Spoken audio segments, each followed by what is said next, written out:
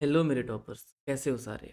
तो हमारे चैनल पे ऑलरेडी साइंस और मैथ का क्रैश कोर्स चल रहा था, जिसमें साइंस का मैं सेकंड लेक्चर लेके आया हूँ, जहाँ पे हम रिप्रोडक्शन चैप्टर पे बात करेंगे। और जैसा कि तुम्हें पता है, रिप्रोडक्शन चैप्टर से करीब करीब 6 से 8 नंबर के क्वेश्चंस आते हैं। तो हम उन सभी टॉपिक्स पे डिस्कस करेंगे जो इस चैप्टर में इंपॉर्टेंट है, और डिटेल में डिस्कशन करेंगे। तो बने रहो इस चैनल पे और पूरा वीडियोस देखना, और कोई डाउट हो तो कमेंट सेक्शन में ज़रूर पूछना। वहाँ से हम तुम्हारे डाउट्स को सॉल्व भी करेंगे। प्लस अगर ये वीडियो तुम्हें अच्छा लगता है तो अपने दोस्तों के साथ शेयर भी करो। ठीक है, तो चलो शुरू करते हैं अब।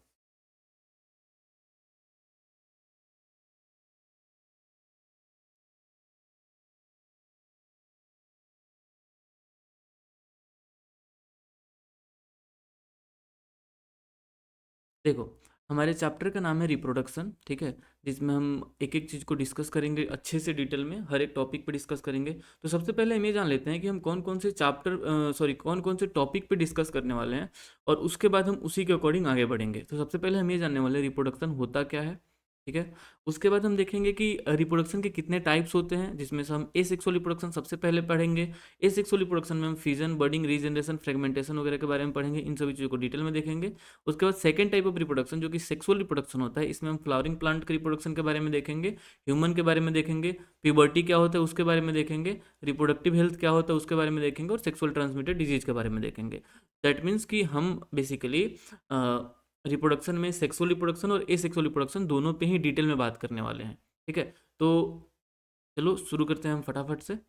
देखो, जब हम बात करते हैं रिप्रोडक्शन की, तो सबसे पहले रिप्रोडक्शन का मतलब क्या होता है, ठीक है। इसको हम अगर जाने तो रिप्रोडक्शन हम किसे बोलते हैं। तो देखो, रिप्रोडक्शन क्या है। रिप्रोडक्शन एक बायोलॉजिकल प्रोसेस है जहाँ पे ऑर्गेनिज्म रिप्रोड्यूस करता है न्यू इंडिविजुअल को अपने ही तरह, ठीक है। यानी कि एक ऐसा प्रोसेस जहाँ पे एक ऑर्गेनिज्म किसी दूसरे ऑर्गेनिज्म को रिप्रोड्यूस करे, उसको हम रिप्रोडक्शन बोलेंगे, ठीक है। अब ये कैसे होता है, तो ये अलग अलग तरीके से होता है। हो सकता है कि ये पूरा का पूरा प्रोसेस सिर्फ एक ऑर्गेनिज्म कर रहा हो। In that case we will call that type of reproduction is asexual reproduction. But अगर ये प्रोसेस दो ऑर्गेनिजम्स मिलकर कर रहे हैं, यानी कि एक नए इंडिविजुअल का जन्म दे रहे हैं दो ऑर्गेनिज्म मिलके, in that case we will call such type of reproduction है सेक्सुअल रिप्रोडक्शन, ठीक है। चलो, रिप्रोडक्शन समझ में आ गया। एक ऐसा प्रोसेस जहां पे एक ऑर्गेनिज्म और या दो ऑर्गेनिज्म मिलके एक यंग वंस को या फिर एक नए इंडिविजुअल को अपने ही तरह जन्म देते हैं, ठीक है। तो उस प्रोसेस को हम बोलते हैं रिप्रोडक्शन। चलो आगे बढ़ते हैं हम रिप्रोडक्शन से, और आगे की चीज़ों के बारे में डिस्कस करें अगर, तो क्या एडवांटेज है सर रिप्रोडक्शन का, रिप्रोडक्शन क्यों हो रहा है, अगर इस पे हम बात करते हैं। तो देखो, अब मान लो कि ह्यूमन की स्पीसीज है, हमारी स्पीसीज है, ठीक है। अब हम कल होके हमारा ये हो जाए कि कोई भी इंसान रिप्रोडक्शन कर ही नहीं रहा है, ठीक है। तो आने वाले 100 सालों में क्या होगा हमारे साथ, विद इन 100 ईयर्स हमारी पॉपुलेशन पूरी की पूरी खत्म हो जाएगी। जो भी ह्यूमन इस अर्थ पे प्रेजेंट हैं वो सारे के सारे डेड हो जाएंगे, खत्म हो जाएंगे, ठीक है। दैट मीन्स कि हमारा जो स्पीसीज है, ह्यूमन स्पीसीज है, उसकी कंटिन्यूटी नहीं रह सकती है, ठीक है। दैट मीन्स कि रिप्रोडक्शन क्या करता है, रिप्रोडक्शन इस बात को अश्योर करता है कि उस स्पीसीज का अर्थ पे कंटिन्यूटी रहेगी, ठीक है। आज से 10 साल बाद भी रिप्रोडक्शन होगा तो वो ऑर्गेनिजम्स रहेंगे, 100 साल बाद होगा तो वो ऑर्गेनिजम्स और 100 साल जिएंगे। तो ये कंटिन्यूटी मेंटेन करके रखता है रिप्रोडक्शन, ठीक है। रिप्रोडक्शन के साथ ये भी होता है कि ये जेनेटिक वेरिएशन क्रिएट करता है, और स्पेसिफिकली ये जेनेटिक वेरिएशन कौन से टाइप ऑफ रिप्रोडक्शन क्रिएट करता है, तो सेक्सुअल रिप्रोडक्शन करता है, ठीक है। ये इंपॉर्टेंट है, ये हमें पता होना चाहिए, ठीक है। अब ये वेरिएशन क्यों इंपॉर्टेंट है हमारे इसमें, वेरिएशन क्या होता है और क्यों इंपॉर्टेंट है स्पीसीज के कंटिन्यू करने में अर्थ पे, उन सभी चीज़ों पे हम हेरिडिटी चैप्टर जो हमारा अगेन इंपॉर्टेंट चैप्टर है उसमें डिटेल में बात करेंगे। अब हम बात करते हैं, चलो अब हम बात करते हैं टाइप्स ऑफ रिप्रोडक्शन की, ठीक है। तो जब हम रिप्रोडक्शन की टाइप के बारे में बात करते हैं, तो रिप्रोडक्शन हमारे पास दो टाइप में देखने को मिलता है। कौन कौन सा सर, तो सबसे पहला सेक्सुअल रिप्रोडक्शन और दूसरा एसेक्सुअल रिप्रोडक्शन, ठीक है। क्या डिफरेंस है बेसिकली इन सेक्सुअल और एसेक्सुअल रिप्रोडक्शन में, इस पे बात करते हैं थोड़ा। देखो, एसेक्सुअल रिप्रोडक्शन ऐसा टाइप ऑफ रिप्रोडक्शन है जहाँ पे सिर्फ एक ऑर्गेनिज्म इन्वॉल्व रहता है, फर्स्ट पॉइंट, कि ये रिप्रोडक्शन अकेले के एक इंडिविजुअल से हो सकता है। सेकेंड पॉइंट, कि यहाँ पे कोई गैमिट का प्रोडक्शन नहीं होता है, यहाँ पे कोई गैमिट नहीं बनता, ठीक है। सेकेंड पॉइंट हो गया। अब गैमिट क्या होता है इसके बारे में भी हम बात करेंगे, ठीक है। Third point, there is no fusion of gamete. अब देखो, जब गैमिट बनता ही नहीं है तो फ्यूजन होगा ही नहीं गैमिट का, ठीक है। तो ये हो गया। अब अगर हम यही सेक्सुअल रिप्रोडक्शन से कंपेयर करें, तो जहां पे ए सेक्सुअल रिप्रोडक्शन सिंगल ऑर्गेनिज्म से हो रहा था, वहीं पे सेक्सुअल रिप्रोडक्शन दो ऑर्गेनिज्म के मिलने से होता है, ठीक है, पहला पॉइंट। दूसरा पॉइंट है male gamete and female gamete are produce. जहाँ पे एसेक्सुअल रिप्रोडक्शन में कोई गैमेट प्रोड्यूस नहीं हो रहा था, वहाँ पे फीमेल गैमेट और मेल गैमेट दोनों प्रोड्यूस हो रहे हैं हमारे सेक्सुअल रिप्रोडक्शन में। थर्ड पॉइंट है there is no fusion of gamete. Obviously अगर एसेक्सुअल रिप्रोडक्शन में गैमेट बन ही नहीं रहा तो गैमेट का फ्यूजन नहीं होगा, लेकिन यहाँ पे मेल और फीमेल गैमेट दोनों फ्यूज करते हैं और उनका रिप्रोडक्शन अपना होता है, ठीक है। जो फोर्थ पॉइंट है वो है कि यहाँ पे माइटोटिक डिवीजन होता है, ठीक है, यानी कि एक जो सेल है वही डिवाइड करके दो सेल बनाएगा, दो सेल वही डिवाइड करके चार सेल बनाएंगे, तो यहाँ पे इस तरह का डिवीजन होता है, ठीक है। लेकिन यहाँ पे म्यूटिक डिवीजन होता है। म्यूटिक डिवीजन का मतलब है कि दो सेल मिलके जो दो गैमेट्स हैं वो एक बनाएंगे और फिर ये एक डिवाइड होगा, ठीक है। तो ये है म्यूटिक डिवीजन और ये है माइटोटिक डिवीजन, ठीक है। फिफ्थ पॉइंट है it produce offspring that are identical to the parents. ये एग्जैक्टली जो एसेक्सुअल रिप्रोडक्शन है उसमें जो ऑर्गेनिजम्स होते हैं उनके ऑफ स्प्रिंग एकदम उसके पेरेंट्स की तरह होते हैं, ठीक है। वो एग्जैक्टली कार्बन कॉपी हम उसको बोल सकते हैं कि जो ऑफ स्प्रिंग है वो कार्बन कॉपी होगा अपने पेरेंट्स का, ठीक है। लेकिन अगर हम इसमें हम ये भी बोल सकते हैं ना कि यहाँ पे कोई वेरिएशन नहीं हो रहा है, नो वेरिएशन, यानी कि एसेक्सुअल रिप्रोडक्शन में कोई वेरिएशन नहीं हो रहा है। लेकिन अगर हम सेक्सुअल रिप्रोडक्शन की बात करते हैं तो यहाँ पे offspring will have same some characters from male parent and other characters from female characters and some characters may not be present either of the parents. यानी कि कुछ कैरेक्टर्स मेल से भी आएगा, कुछ कैरेक्टर फीमेल से भी आएगा, और ये भी हो सकता है कि कुछ कैरेक्टर्स बच्चे का अपना हो, यानी कि वो वेरिएशन के थ्रू उसमें इनहेरिट हो गया हो, ठीक है। आई होप ये क्लियर हो गया होगा। अब देखो in this chance of genetic variation is only through random mutation. भाई यहाँ पे जो जेनेटिक वेरिएशन होता है वो म्यूटेशन के थ्रू होता है, ना कि ऑर्गेनिज्म के अपने कैपेबिलिटी की वजह से, ठीक है। तो रैंडम म्यूटेशन अगर हो रहा है, अगर इस पॉइंट को तुम चाहो 10th क्लास के लेवल पे तो स्किप कर सकते हो, that is not very much important, ठीक है। म्यूटेशन क्या होता है अगर नहीं पढ़ना है तुम्हें तो क्यों अभी फालतू का हम वन शॉट में बात कर रहे हैं, तो हम इस पर इतने डिटेल में नहीं बात करेंगे, ठीक है। देखो अब सेक्सुअल रिप्रोडक्शन में क्या है, in this reproduction there is more chance of genetic variation, जैसा कि हमने बात किया है, और हम हेरिडिटी में और डिटेल में बात भी करेंगे कि कैसे यहाँ पे जेनेटिक वेरिएशन ज़्यादा होता है, ठीक है। asexual reproduction is not very useful in for natural selection in evolution of the species। Again अगर वेरिएशन होता ही नहीं है इसमें तो ये बेसिकली ऑर्गेनिज्म के इवोल्यूशन के लिए और नेचुरल सिलेक्शन के लिए, जो डार्विन का एक थ्योरी था सर्वाइवल ऑफ द फिटेस्ट, उस पर ये फिट नहीं बैठता है, ठीक है। और ऐसे ऑर्गेनिजम्स उनके अकॉर्डिंग डार्विन के अकॉर्डिंग एक्सटेंड कर जाते हैं थ्रू द टाइम। और sexual reproduction is highly useful in natural selection. इसमें चूंकि वेरिएशन होता है इसलिए ये इस टाइप का रिप्रोडक्शन बहुत ही ज़्यादा यूजफुल होता है ऑर्गेनिज्म के लिए। आई होप इस पॉइंट में कोई डाउट नहीं होगा, अच्छे से ये सारी पॉइंट क्लियर हो गई होंगी, ठीक है। एट्थ और लास्ट पॉइंट है it occur by budding, fragmentation and ये बेसिकली एग्जांपल है, इनके बारे में हम डिटेल में बात करने वाले हैं कि बर्डिंग क्या होता है, फ्रेगमेंटेशन क्या होता है, स्पोर फॉर्मेशन क्या होता है, इन सभी चीज़ों पे हम डिटेल में डिस्कस करने वाले हैं। और यहाँ पे सेक्सुअल रिप्रोडक्शन बेसिकली पॉलिनेशन से और फर्टिलाइजेशन से होता है। पॉलिनेशन वो भी प्लांट में होता है और फर्टिलाइजेशन ह्यूमन बींग्स और प्लांट दोनों में ही होता है, ठीक है। तो ये कुछ बेसिक डिफरेंसेस थे, इसको एक बार तुम चाहो तो स्क्रीनशॉट ले सकते हो, क्योंकि यहाँ से चीज़ें तुम्हारी इंपॉर्टेंट हो जाती हैं और आती हैं एग्जाम में, तो ये तुम यहाँ से इसको नोट कर सकते हो, ठीक है। आई होप इन पॉइंट्स में कोई डाउट नहीं होगा तुम्हें, ये सभी क्लियर हो गई होंगे। अब हम आगे बढ़ते हैं और आगे की चीज़ों पे बात करें थोड़ा। तो जो पहला टाइप ऑफ एसेक्सुअल रिप्रोडक्शन है वो है फिजन। क्या होता है सर फिजन, इस पे बात करते हैं हम थोड़ा। तो देखो फिजन एक ऐसा प्रोसेस है जहाँ पे कोई भी यूनिसेलुलर ऑर्गेनिज्म मतलब सिंगल सेल वाले ऑर्गेनिज्म, ठीक है, वो सिंगल सेल वाले ऑर्गेनिज्म बेसिकली रिप्रोड्यूस करते हैं एसेक्सुअल प्रोसेस से, ठीक है। और यहाँ पे एक पेरेंट बॉडी, जो एक पेरेंट बॉडी है, वो पेरेंट बॉडी दो ऑफस्प्रिंग में टूट जाती है और डिवाइड कर जाती है, ठीक है। देखो यहाँ पे in fission parent body divides into two और more daughter cell and each of them grow and adult organism. यानी कि यहाँ पे एक जो पेरेंट था उससे दो ऑर्गेनिज्म हमारे पास ग्रो हो गए, ठीक है, इसको हम बोलते हैं डॉटर सेल, डॉटर सेल्स बोलते हैं। यानी कि हमारे एक पेरेंट से जो दो डॉटर सेल प्रोड्यूस हुई, अब ये धीरे धीरे ग्रो करके एडल्ट में बनेंगी और फिर उनसे भी और दो बनेंगे, फिर वो ग्रो करेंगे, फिर उनसे और बनेंगे, तो ये साइकिल चलते रहेगा, ठीक है। ये किस में होता है सर, तो अमीबा में होता है, पैरामीशियम में होता है, यूग्लिना में होता है और प्लाज्मोडियम में होता है। दो एग्जाम्पल याद रख लेना, सबसे इंपॉर्टेंट है अमीबा और प्लाज्मोडियम, इससे क्वेश्चन आता है, ठीक है। तो यहाँ तक आई होप कि तुम्हें फिजन में कोई दिक्कत नहीं होगा, ठीक है। अब देखो फिजन के टाइप्स भी होते हैं, अगर उस पर हम बात करने जाए फिजन के टाइप्स पे, तो फिजन के कौन कौन से टाइप्स होते हैं सर। देखो फिजन के बेसिकली दो टाइप होते हैं, एक होता है बाइनरी फिजन और एक होता है मल्टीपल फिजन।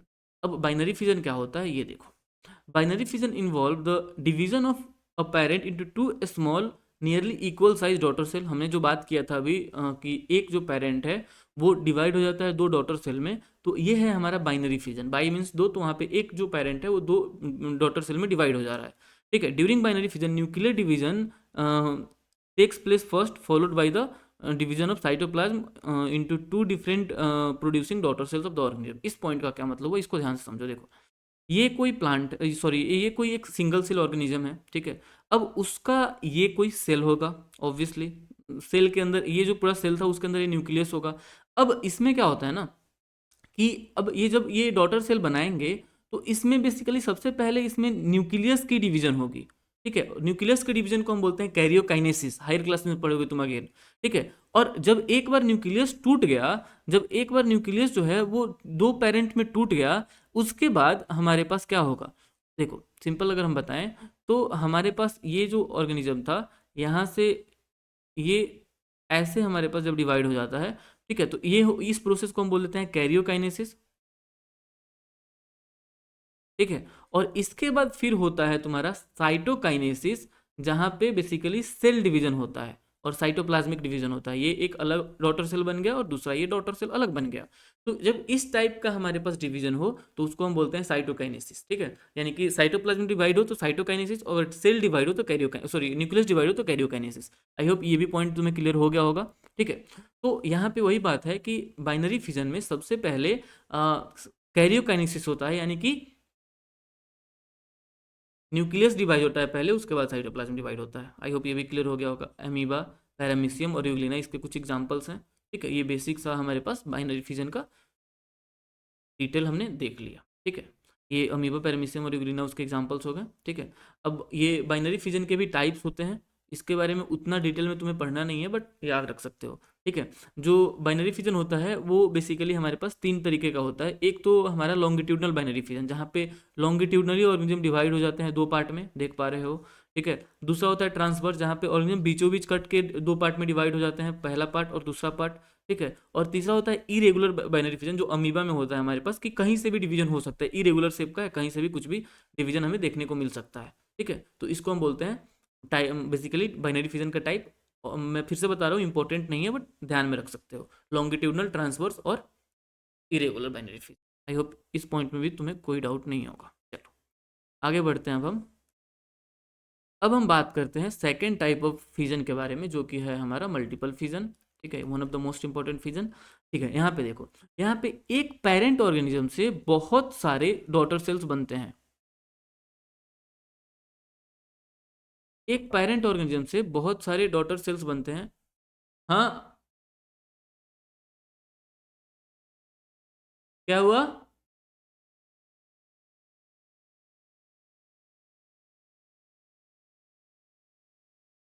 क्या हुआ?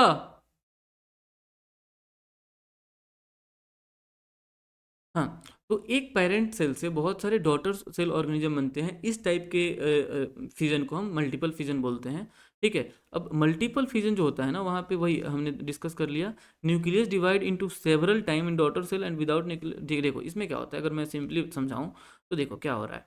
यहाँ पे है हमारे पास एक पेरेंट, ठीक है, दिस इज अ पेरेंट। अब देखो, अब यहाँ पे जो पेरेंट है ना, एक उसका न्यूक्लियस होगा। अब ये न्यूक्लियस छोटे छोटे न्यूक्लियाई में डिवाइड हो जाएंगे, ठीक है। ये छोटे छोटे न्यूक्लियस में डिवाइड हो गए, ठीक है। और ये जो स्ट्रक्चर बन गया इसको बोलते हैं हम सिस्ट, ठीक है। अब ये कंडीशन हो रहा है फेवरेबल में, जब उस ऑर्गेनिज्म के लिए फेवरेबल कंडीशन है तब ये काम हो रहा है, ठीक है। अब जैसे ही उसमें अनफेवरेबल कंडीशन आया, ये सिस्ट टूट जाएगा और सारे के सारे ये जो छोटे छोटे ऑर्गेनिजम्स हैं, ये बेसिकली न्यूक्लियस है, ये निकल जाएंगे और ये अपना एक इंडिविजुअल ऑर्गेनिज्म डेवलप कर लेंगे, ठीक है। इस प्रोसेस से हम क्या कह सकते हैं कि एक जो ऑर्गेनिज्म था वो मल्टीपल ऑर्गेनिज्म में डिवाइड हो गया, टूट गया, बन गया, ठीक है। जो सिस्ट है वो टूट जाता है और डॉटर सेल रिलीज हो जाते हैं, ठीक है। When the condition became unfavourable, यानी कि वो tough coat cyst is form around the cell, ठीक है। यानी कि वही मैं जो बता रहा था कि ये हमारे पास जो ऑर्गेनिज्म है, ठीक है, ये न्यूक्लियस से डिवाइड हो गए और ये कंडीशन अनफेवरेबल में हो रहा है, ठीक है। जैसे ही फेवरेबल कंडीशन आएगा ये सिस्ट ब्रेक हो जाएगी और सारे के सारे न्यूक्लियस वाले जो हैं न्यूक्लियस वो ब्रेक हो जाएंगे और अलग अलग ऑर्गेनिज्म बना लेंगे, ठीक है। और अब जो सेकेंड टाइप ऑफ रिप्रोडक्शन है एसेक्सुअल रिप्रोडक्शन, वो है हमारा बर्डिंग। ठीक है, बर्डिंग क्या होता है ध्यान समझ लेना। देखो यहाँ पे क्या होता है कि एक हमारे पास हाइड्रा का अगर हम एग्जांपल लें या फिर किसी और ऑर्गेनिज्म का एग्जांपल लें, तो उस ऑर्गेनिज्म पे बेसिकली एक बड निकलता है। ठीक है, छोटा सा प्रोजेक्शन होता है जिसको हम बड बोलते हैं, वो पेरेंट बॉडी पे निकलेगा। ठीक है, और यही जब बड धीरे धीरे ग्रो करेगा, जैसे यहाँ पे भी तुम देख पा रहे हो हाइड्रा में कि एक छोटा सा यहाँ पे बड निकला। ठीक है, अब ये बड क्या हो रहा है, ये जो छोटा सा बड था, ये देखो यहाँ पे बड़ा हो गया बड। ठीक है, फिर वो और बड़ा हुआ। ठीक है, और एक ऐसा टाइम आया कि ये बर्ड क्या हुआ, डीअटैच हो गया अपने पेरेंट से और ये एक नया ऑर्गेनिज्म बना लिया। तो जब ऐसे टाइप ऑफ रिप्रोडक्शन होता है तो उस रिप्रोडक्शन को हम बर्डिंग बोलते हैं। ठीक है, यानी कि एक पेरेंट से, सिंगल पेरेंट, वहाँ पे कोई गैमेट नहीं बन रहा है, कुछ भी नहीं हो रहा, वहाँ पे एक पेरेंट से उस पर बर्ड आ रहा है। ठीक है, उस बर्ड से वो बर्ड मैच्योर कर रहा है और एट द आफ्टर मैच्योरेशन वो अपने पेरेंट बॉडी से सेपरेट हो जा रहा है। तो जब ऐसे टाइप ऑफ रिप्रोडक्शन होता है तो हम उसको बोलते हैं बर्डिंग। आई होप इसमें कोई डाउट नहीं होगा तुम्हें। ठीक है, इसमें बेसिकली यूनिसेलुलर ऑर्गेनिज्म जैसे ईस्ट और बैक्टीरिया ये करते हैं, मल्टी सेलुलर ऑर्गेनिज्म जैसे फ्लैटवर्म, जेलीफिश और CN1 हाइड्रा भी करते हैं, बट इतना एग्जांपल याद रखने की जरूरत नहीं है। तुम बस ईस्ट, बैक्टीरिया और फ्लैटवर्म के बारे में ध्यान में रख सकते हो। आई होप कि तुम्हें बर्डिंग में कोई दिक्कत नहीं होगा। ठीक है, फटाफट से बात करते हैं, बहुत छोटे छोटे टॉपिक्स हैं, इनमें हम आगे बढ़ेंगे धीरे धीरे डिस्कस करके जल्दी जल्दी से।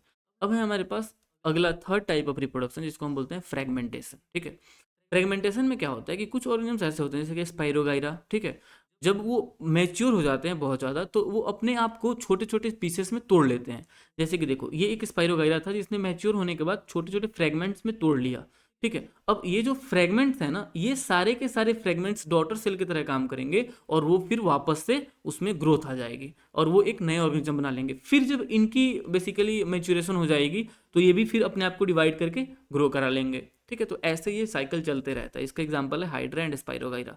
ठीक है, देखो यहाँ पे spirogyra breaks into many pieces and each piece grow into a complete filament and this process is known as fragmentation. I hope ये कोई, इसमें कोई डाउट नहीं होगा, ये इजी है, आराम से तुम समझ सकते हो। तो हमने बात किया फ्रेगमेंटेशन के बारे में और बर्डिंग के बारे में। ठीक है, आई होप इसमें कोई डाउट नहीं होगा तुम्हें। चलो आगे बढ़ते हैं हम फ्रेगमेंटेशन से। अब हमारे पास है fourth type of asexual reproduction, that is regeneration. क्या होता है सर रीजनरेशन? देखो अगेन ये सिमिलर है हमारे पास फ्रेगमेंटेशन के, बट सेम नहीं है, सिमिलर है। ठीक है, क्या होता है हमारे पास इसमें, देखो इसमें बेसिकली क्या है कि अब हमारे पास एक एक बहुत सारे ऐसे ऑर्गेनिजम्स हैं जो अपने बॉडी पार्ट को खो देते हैं। हो सकता है कोई बीमारी हो सकता है कोई एक्सीडेंट हो, कुछ भी हो, तो उसमें अपने बॉडी पार्ट को खो देते हैं। ठीक है, तो this ability of organism to replace their lost part and grow as a regeneration starfish and spider. ठीक है, तुमने देखा होगा कि बहुत सारे वो छिपकली वगैरह में होता है, स्पाइडर्स में होता है कि उनका पूंछ टूट जाता है फिर भी वो अपने आप को ग्रो कर लेते हैं। ठीक है, तो स्मॉल फ्रेगमेंट और piece of their bodies can grow into a complete individual hydra and planaria. Again वही बात हो गया हमारा रीजनरेशन का कि रीजनरेट कर सकता है अपने आप को, उस प्रोसेस को हम बोलते हैं बेसिकली क्या, तो रीजनरेशन, जिसमें एग्जाम्पल हो गया हाइड्रा एंड प्लाइनेरिया। आई होप यहाँ तक में तुम्हें कोई दिक्कत नहीं होगा। हमने अभी तक फिजन के बारे में बात की, जिसमें हमने बाइनरी फिजन, मल्टीपल फिजन देखा। उसके बाद हमने बात किया था तुम्हारा फ्रेगमेंटेशन के बारे में, रीजनरेशन के बारे में। ठीक है, और बर्डिंग के बारे में, यानी कि हमने चार प्रोसेसेस देख लिए अच्छे से। देखो यहाँ पे कैसे हाइड्रा में रीजन सॉरी प्लेनेरिया में रीजनरेशन हो रहा है, इस चीज़ को मैंने शो किया है। देख सकते हो वहाँ पे कि एक जो हमारे पास प्लेनेरिया था वो तीन अलग अलग फ्रेगमेंट्स में टूट गया और फिर तीनों फ्रेगमेंट्स जो हैं वो individual completely new planaria develop कर ले रहे हैं। तो इस प्रोसेस को हम बोलते हैं बेसिकली रीजनरेशन, जो कि प्लेनेरिया में हो रहा है। ठीक है, fifth type of asexual reproduction है हमारे पास spore formation, one of the most important. ठीक है, इसको हम राइजोपस भी बोलते हैं, बेसिकली ये एग्जांपल होता है उसका, हम उस पर भी बात कर लेंगे। देखो क्या होता है कि हमारे पास अगर एसेक्सुअल रिप्रोडक्शन हो स्पोर के थ्रू, ठीक है, तो उस हम एसेक्सुअल रिप्रोडक्शन को हम बोलेंगे स्पोर फॉर्मेशन। जैसे कि बहुत सारे फंजाई में होता है, वहाँ पे स्पोर फॉर्म होता है। ठीक है, और वो स्पोर आगे चल के बड़ा कर लेके स्पोरेंजियम बनाता है और फिर ये स्पोरेंजियम क्या होता है, स्पोरेंजियम हाइफी मतलब फंगस का अपर पार्ट को हम हाइफी बोलते हैं, वहाँ पे डेवलप हो जाता है। ठीक है, अब these spores are very small light and vigorously coloured of different in different fungi. ठीक है, मतलब कि बहुत छोटे होते हैं, लाइट कलर को लाइट होते हैं, बहुत हल्के होते हैं और अलग अलग कलर के होते हैं। The spore germinate to give rise to new fungus after falling in suitable substrate. देखो अब स्ट्रक्चर जब तुम समझोगे ना तो तुम्हें क्लियरली समझ में आएगा कि होता क्या है। ये एक ब्रेड था हमारे पास। अब ब्रेड पे हमारे ग्रो करेंगे कौन से organism?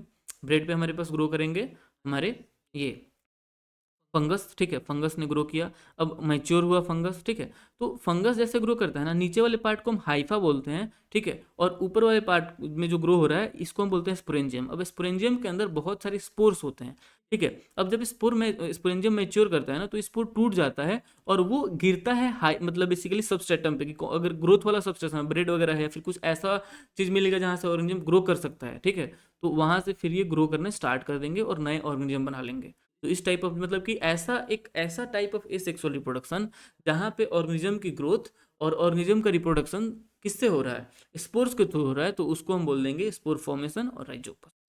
I hope spore formation में तुम्हें कोई डाउट नहीं होगा, ये पॉइंट अच्छे से क्लियर होगा।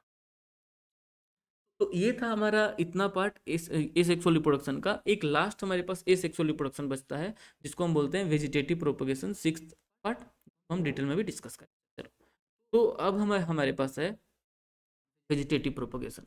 तो सबसे पहले हम ये समझते हैं कि वेजिटेटिव प्रोपगेशन होता क्या है। देखो, वेजिटेटिव का मतलब होता है कि जो गैमेटिक ना हो, यानी कि जो अपार्ट फ्रॉम गैमेटिक को हम वेजिटेटिव बोलते हैं, ठीक है। तो प्लांट में हो या फिर एनिमल में हो, जब हम उसके वेजिटेटिव पार्ट को ग्रो करा के और उससे रिप्रोडक्शन कराएं, तो हम उसको बोलेंगे वेजिटेटिव रिप्रोडक्शन और वेजिटेटिव प्रोपगेशन, ठीक है। अब प्लांट में वेजिटेटिव पार्ट कौन कौन से हैं? तो लीफ, रूट और स्टेम, ठीक है। फ्लावर में तो सेक्सुअल रिप्रोडक्शन होता है, जिसको हम अभी आगे डिस्कस करने वाले हैं, ठीक है। तो बेसिकली वेजिटेटिव पार्ट में हमारे पास अगर रूट, स्टेम, लीफ से हम रिप्रोडक्शन कराते हैं, तो वो होगा हमारा वेजिटेटिव प्रोपगेशन, ठीक है। इसके दो टाइप होते हैं, natural vegetative propagation, artificial vegetative propagation. अगर हम इस प्रोसेस को नेचुरली कराते हैं तो नेचुरल वेजिटेटिव प्रोपगेशन होगा। अगर हम उसको आर्टिफिशियली कराते हैं तो वो हमारे पास आर्टिफिशियल वेजिटेटिव प्रोपगेशन होगा। अभी उसके बारे में भी हम डिटेल में बात करेंगे, ठीक है। चलो, अब हम सबसे पहले बात करते हैं नेचुरल वेजिटेटिव प्रोपगेशन के बारे में, कि ये कैसे होता है, ठीक है। तो नेचुरल, अगेन नेचुरल मतलब कि नेचर से, यानी कि वो बिना ह्यूमन के हेल्प से ग्रो करेगा, ठीक है। New plant grow from leaves, root, stem from the parent plant, ठीक है। यानी कि अगर पेरेंट प्लांट से हम नेचुरली अगर रूट, स्टेम और लीफ के थ्रू अगर नया प्लांट ग्रो कर रहा है, तो उस केस में हम बोलेंगे नेचुरल वेजिटेटिव प्रोपगेशन, ठीक है। जैसे कि अगर हम एग्जांपल की बात करें, तो स्टेम से हमने बात किया था ना कि वेजिटेटिव प्रोपगेशन जो है उसमें रूट, स्टेम और लीफ से ऑर्गेनिज्म ग्रो कर सकते हैं। तो अगर हम स्टेम का एग्जांपल लें, तो बहुत सारे ट्यूबर्स होते हैं, ठीक है। उन ट्यूबर्स में क्या होता है कि जैसे ये आलू को देखो, ठीक है, आलू में स्मॉल स्मॉल आईज होंगे, ठीक है। अब तुम क्या करोगे, इनको कट करके जब हम लगाते हैं ना, तो हर एक आई जो है वो एक नया ट्यूबर ग्रो करने का कैपेसिटी रखता है, ठीक है। जैसे पोटैटो में हो गया कि बड प्रोड्यूस होता है, यानी कि आई, जो कि नए प्लांट में ग्रो कर सकता है, ठीक है, जिसको हमने देख लिया अभी। आई होप इस पॉइंट में कोई डाउट नहीं हो। तो ये तो था स्टेम से। अब रूट से भी ग्रोथ होता है क्या सर? बिल्कुल होता है रूट से। कैसे होता है सर? ये देखो, रूट है हमारे पास, जैसे कि वही स्वीट पोटैटो हो गया, ठीक है, वो उसका रूट लेते हैं हम, ट्यूबरस रूट, या फिर डहलिया हो गया, ट्यूलिप हो गया, ठीक है। इनके रूट से हम प्लांट को ग्रो करा सकते हैं, ठीक है। नेचुरली ये प्रोसेस होता है ऑलरेडी, ठीक है। उसके बाद रूट्स है buds which detach and give rise to new plant. Again मैंने बताया था कि यहाँ से रूट के पास क्या होते हैं, बर्ड्स होते हैं, जो कि अगर काट के तुम खुद से भी लगाते हो फिर नेचुरली भी ये ग्रो कर ही जाते हैं। तो हो गया रूट का एग्जाम्पल, ठीक है। अब लीव्स के बारे में बात करें, तो ब्रायोफाइलम एक लीफ होता है, प्लांट होता है, जिसके अगर हम लीफ को लें, ठीक है, या फिर क्लैंको के लें, हम ले, तो इनमें क्या होता है कि इनके लीफ के अंदर एडवेंटेशियस रूट प्रोड्यूस होते हैं, ठीक है। अब ये लीफ जो है वो मिट्टी में गिरेगा, ठीक है, सॉइल में गिरेगा, ठीक है, तो उस पर प्लांटलेट्स बनेंगे, छोटे छोटे प्लांट बनेंगे, और फिर वो प्लांट बड़े बड़े प्लांट में ग्रो हो जाएंगे। तो हमने देखा कि कैसे वेजिटेटिव पार्ट से, यानी कि रूट, स्टेम और लीफ से रिप्रोडक्शन हो रहा है, ठीक है, यानी कि नया प्लांट बन रहा है, वो भी वेजिटेटिव पार्ट से, यानी कि रूट, स्टेम और लीफ से, ठीक है। रूट में हमने देखा कि स्वीट पोटैटो से, ट्यूलिप से, ठीक है, कैसे हमारा ग्रोथ हो रहा है। फिर हमने स्टेम में देखा कि पोटैटो से कैसे ग्रोथ हो रहा है, और लीव्स में हमने देखा ब्रायोफाइलम से कैसे ग्रोथ हो रहा है, ठीक है। आई होप यहाँ तक में तुम्हें कोई डाउट नहीं होगा, क्लियर हो गया होगा सब कुछ अच्छे से। चलो, आगे बढ़ते हैं हम। आर्टिफिशियल वेजिटेटिव प्रोपगेशन क्या होता है? आर्टिफिशियल वेजिटेटिव प्रोपगेशन, इस पे अगर हम डिटेल में डिस्कस करें, तो अगेन आर्टिफिशियल मतलब कि ह्यूमन के थ्रू, ठीक है, यानी कि हमारे थ्रू अगर हम खुद से अगर इस मेथड को प्रोड्यूस करते हैं, ठीक है, वेजिटेटिव प्रोपगेशन, यानी कि अगर हम खुद से वेजिटेटिव पार्ट से रिप्रोडक्शन करवाते हैं प्लांट का, in that case we will call that type of reproduction as artificial vegetative reproduction और आर्टिफिशियल वेजिटेटिव प्रोपगेशन, ठीक है।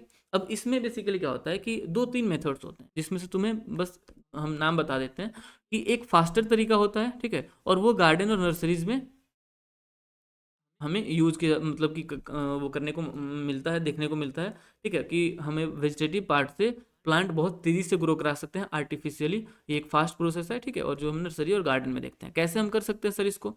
तो देखो ध्यान से समझो इस पॉइंट को। हमारे पास क्या है कि हम जो भी वेजिटेटिव पार्ट है ना, उसमें हम कटिंग करते हैं सबसे पहले। A propagule is cut from the parent plant and put into the soil which will form a new plant. Again बहुत सिंपल है। हम क्या करेंगे, जैसे कि हमने प्रोपग्यूल लिया, जैसे कि मान लो ब्रायोफाइलम था, ठीक है, ब्रायोफाइलम यानी कि रूट के एडवेंटिशियस रूट लीफ के ऊपर डेवलप कर रही थी, राइट। तो हम क्या करेंगे, उस एडवेंटिशियस रूट को हम अर्थ में डाल देंगे, ठीक है, ये एक एग्जाम्पल हो गया। या फिर अगर तुम रोज का एग्जाम्पल देखोगे, तो रोज के तुम स्टेम को कट करते हो और उसको फिर तुम सॉइल में डाल देते हो, तो एक नया रोज का प्लांट डेवलप कर जाता है। बनाना में भी सेम होता है, शुगर केन में भी सेम ही होता है, ठीक है, या फिर ग्रेप्स में भी सेम ही होता है, ठीक है, कैक्टस प्लांट में भी सेम ही होता है। तो ये कुछ ऐसे हैं जो स्टेम कटिंग के अंदर आते हैं, यानी कि तुमने स्टेम को काट दिया और लगा दिया। रूट कटिंग के अंदर रेस्पबेरी आ गया, फिर ब्लैकबेरी आ गया, डहेलिया आ गया, फिग आ गया, ठीक है, और लिलियक आ गया। ये है कुछ हमारे रूट कटिंग के, कि इनके रूट को तुम काट के लगा दोगे तो एक नया का नया प्लांट डेवलप कर जाएगा। Again root is a vegetative part of the plant, और उससे फिर एक नया प्लांट ग्रो कर रहा है, that is again a artificial vegetative propagation. I hope तुम्हें इस पॉइंट में भी कोई डाउट नहीं होगा, ठीक है। अब देखो, अब एक टर्म है हमारे पास लेयरिंग का। क्या होता है लेयरिंग, इसको हम समझते हैं। देखो लेयरिंग क्या है, branch with leaves is bend to ground and a part of stem is buried in the soil, ठीक है। यानी कि क्या हुआ सिंपली, देखो ये एक प्लांट ग्रो कर रहा था अपना सिंपल, ठीक है। अब सिंपल लेयरिंग हम सबसे पहले समझते हैं कि हमने क्या किया कि उसके स्टेम को लिया और उसके स्टेम को हमने मिट्टी में डाल दिया और उसको हमने गाड़ दिया मिट्टी के अंदर, वो कर दिया, ठीक है, बरीड कर दिया। तो अब क्या होगा कि अब वहां से एक नया प्लांट ग्रो कर जाएगा। इस प्रोसेस को हमने बोल दिया लेयरिंग का, ठीक है। आई होप यहाँ तक में कोई दिक्कत नहीं हो, ठीक है। अब देखो, अ cut is made in a parent plant which grow into a new plant. Again यहाँ से कट कर देंगे और ये एक नया प्लांट ग्रो कर जाएगा। इस प्रोसेस को हम बोलते हैं लेयरिंग, ठीक है। आई होप यहाँ तक में कोई दिक्कत नहीं। मॉन्ड लेयरिंग इन स्टूल लेयरिंग होता है, यानी कि यहाँ पे हम स्टूल प्लांट के स्टूल को लेयर करके अगेन सेम प्रोसेस हम फॉलो कर लेते हैं। डिटेल में इसके बारे में हमने पढ़ लिया। अब देखो, after layering we have grafting. Again important, grafting क्या होता है sir? Stem of one plant, ठीक है, जॉन is cut and attach to the root of another plant stock. देखो क्या होगा बेसिकली, कि मान लो तुम्हारे पास एक प्लांट ए है, ठीक है, और प्लांट तुम्हारे पास बी है, सेम स्पीसीज का प्लांट है। अब तुमने क्या किया, जो प्लांट ए है वो जल्दी बीमार नहीं पड़ता, उसमें कोई इन्फेक्शन नहीं लगता, नो इन्फेक्शन, ठीक है। और प्लांट बी जो है ये बहुत अच्छा फल देता है, ठीक है, यानी कि इसका जो फ्रूट होता है वो बहुत मीठा है मान लो, ठीक है। तो तुम चाहते हो कि तुम एक ऐसा प्लांट बनाओ जिसमें इन्फेक्शन भी ना लगे और उसका फल भी मीठा हो, ठीक है। तो तुम क्या कर सकते हो, मान लो ये प्लांट ए को ले लिए तुम बी के साथ, और इसके साथ इसको ग्राफ्ट करके, ठीक है, ए बी बना लिए, और फिर ये बांध दिए इसको, मतलब वो अपना हम इसको देखेंगे कैसे क्या होता है।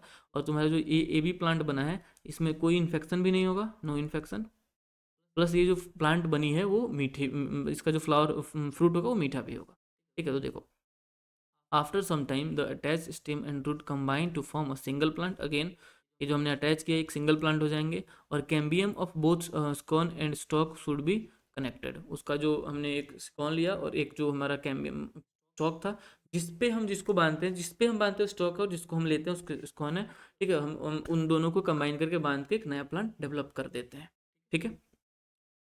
तो ये था हमारा ग्राफ्टिंग के बारे में। आई होप तुम्हें ग्राफ्टिंग भी क्लियर हो गई होगी, ठीक है। वेजिटेटिव प्रोपगेशन के क्या क्या एडवांटेजेस हैं इसके बारे में बात कर लेते हैं। तो अगेन बहुत ही क्विक प्रोसेस होता है, चीप मेथड है, ठीक है, और लार्ज नंबर ऑफ प्लांट इससे प्रोड्यूस हो सकते हैं, ठीक है। डिजीज फ्री प्लांट प्रोड्यूस किया जा सकता है इससे। और जो भी कैरेक्टर्स हमें चाहिए उनको हम इसमें इंट्रोड्यूस कर सकते हैं। जैसे कि मैंने बताया कि प्लांट हमारा डिजीज फ्री होना चाहिए और मीठा फल दे, तो उसको हम इसमें इंट्रोड्यूस कर सकते हैं, ठीक है। Genetically identical plants can produce, हम जो जेनेटिकली आइडेंटिकल प्लांट्स को लेकर उनको प्रोड्यूस कर सकते हैं। और इन प्लांट का सर्वाइवल रेट, यानी कि प्लांट कितने मतलब कैसे सर्वाइव करेंगे, कितना परसेंट चांस है कि प्लांट सर्वाइव कर पाएगा, उसका चांस हमेशा 100% होता है। आई होप यहाँ तक में तुम्हें कोई डाउट नहीं होगा, ये पॉइंट्स क्लियर होंगे, ठीक है। तो ये था हमारा वेजिटेटिव प्रोपगेशन के बारे में और उसके एडवांटेजेस के बारे में। जो कि हमने डिटेल में डिस्कस कर लिया। ठीक है, अब अगला है हमारे पास टिश्यू कल्चर। टिश्यू कल्चर क्या होता है और इसके बारे में हम बात करते हैं। न्यूट्रिएंट मीडियम को हम प्रोवाइड करते हैं, ठीक है, जिसमें हम क्या लेते हैं कि टिश्यू को लेते हैं। ठीक है,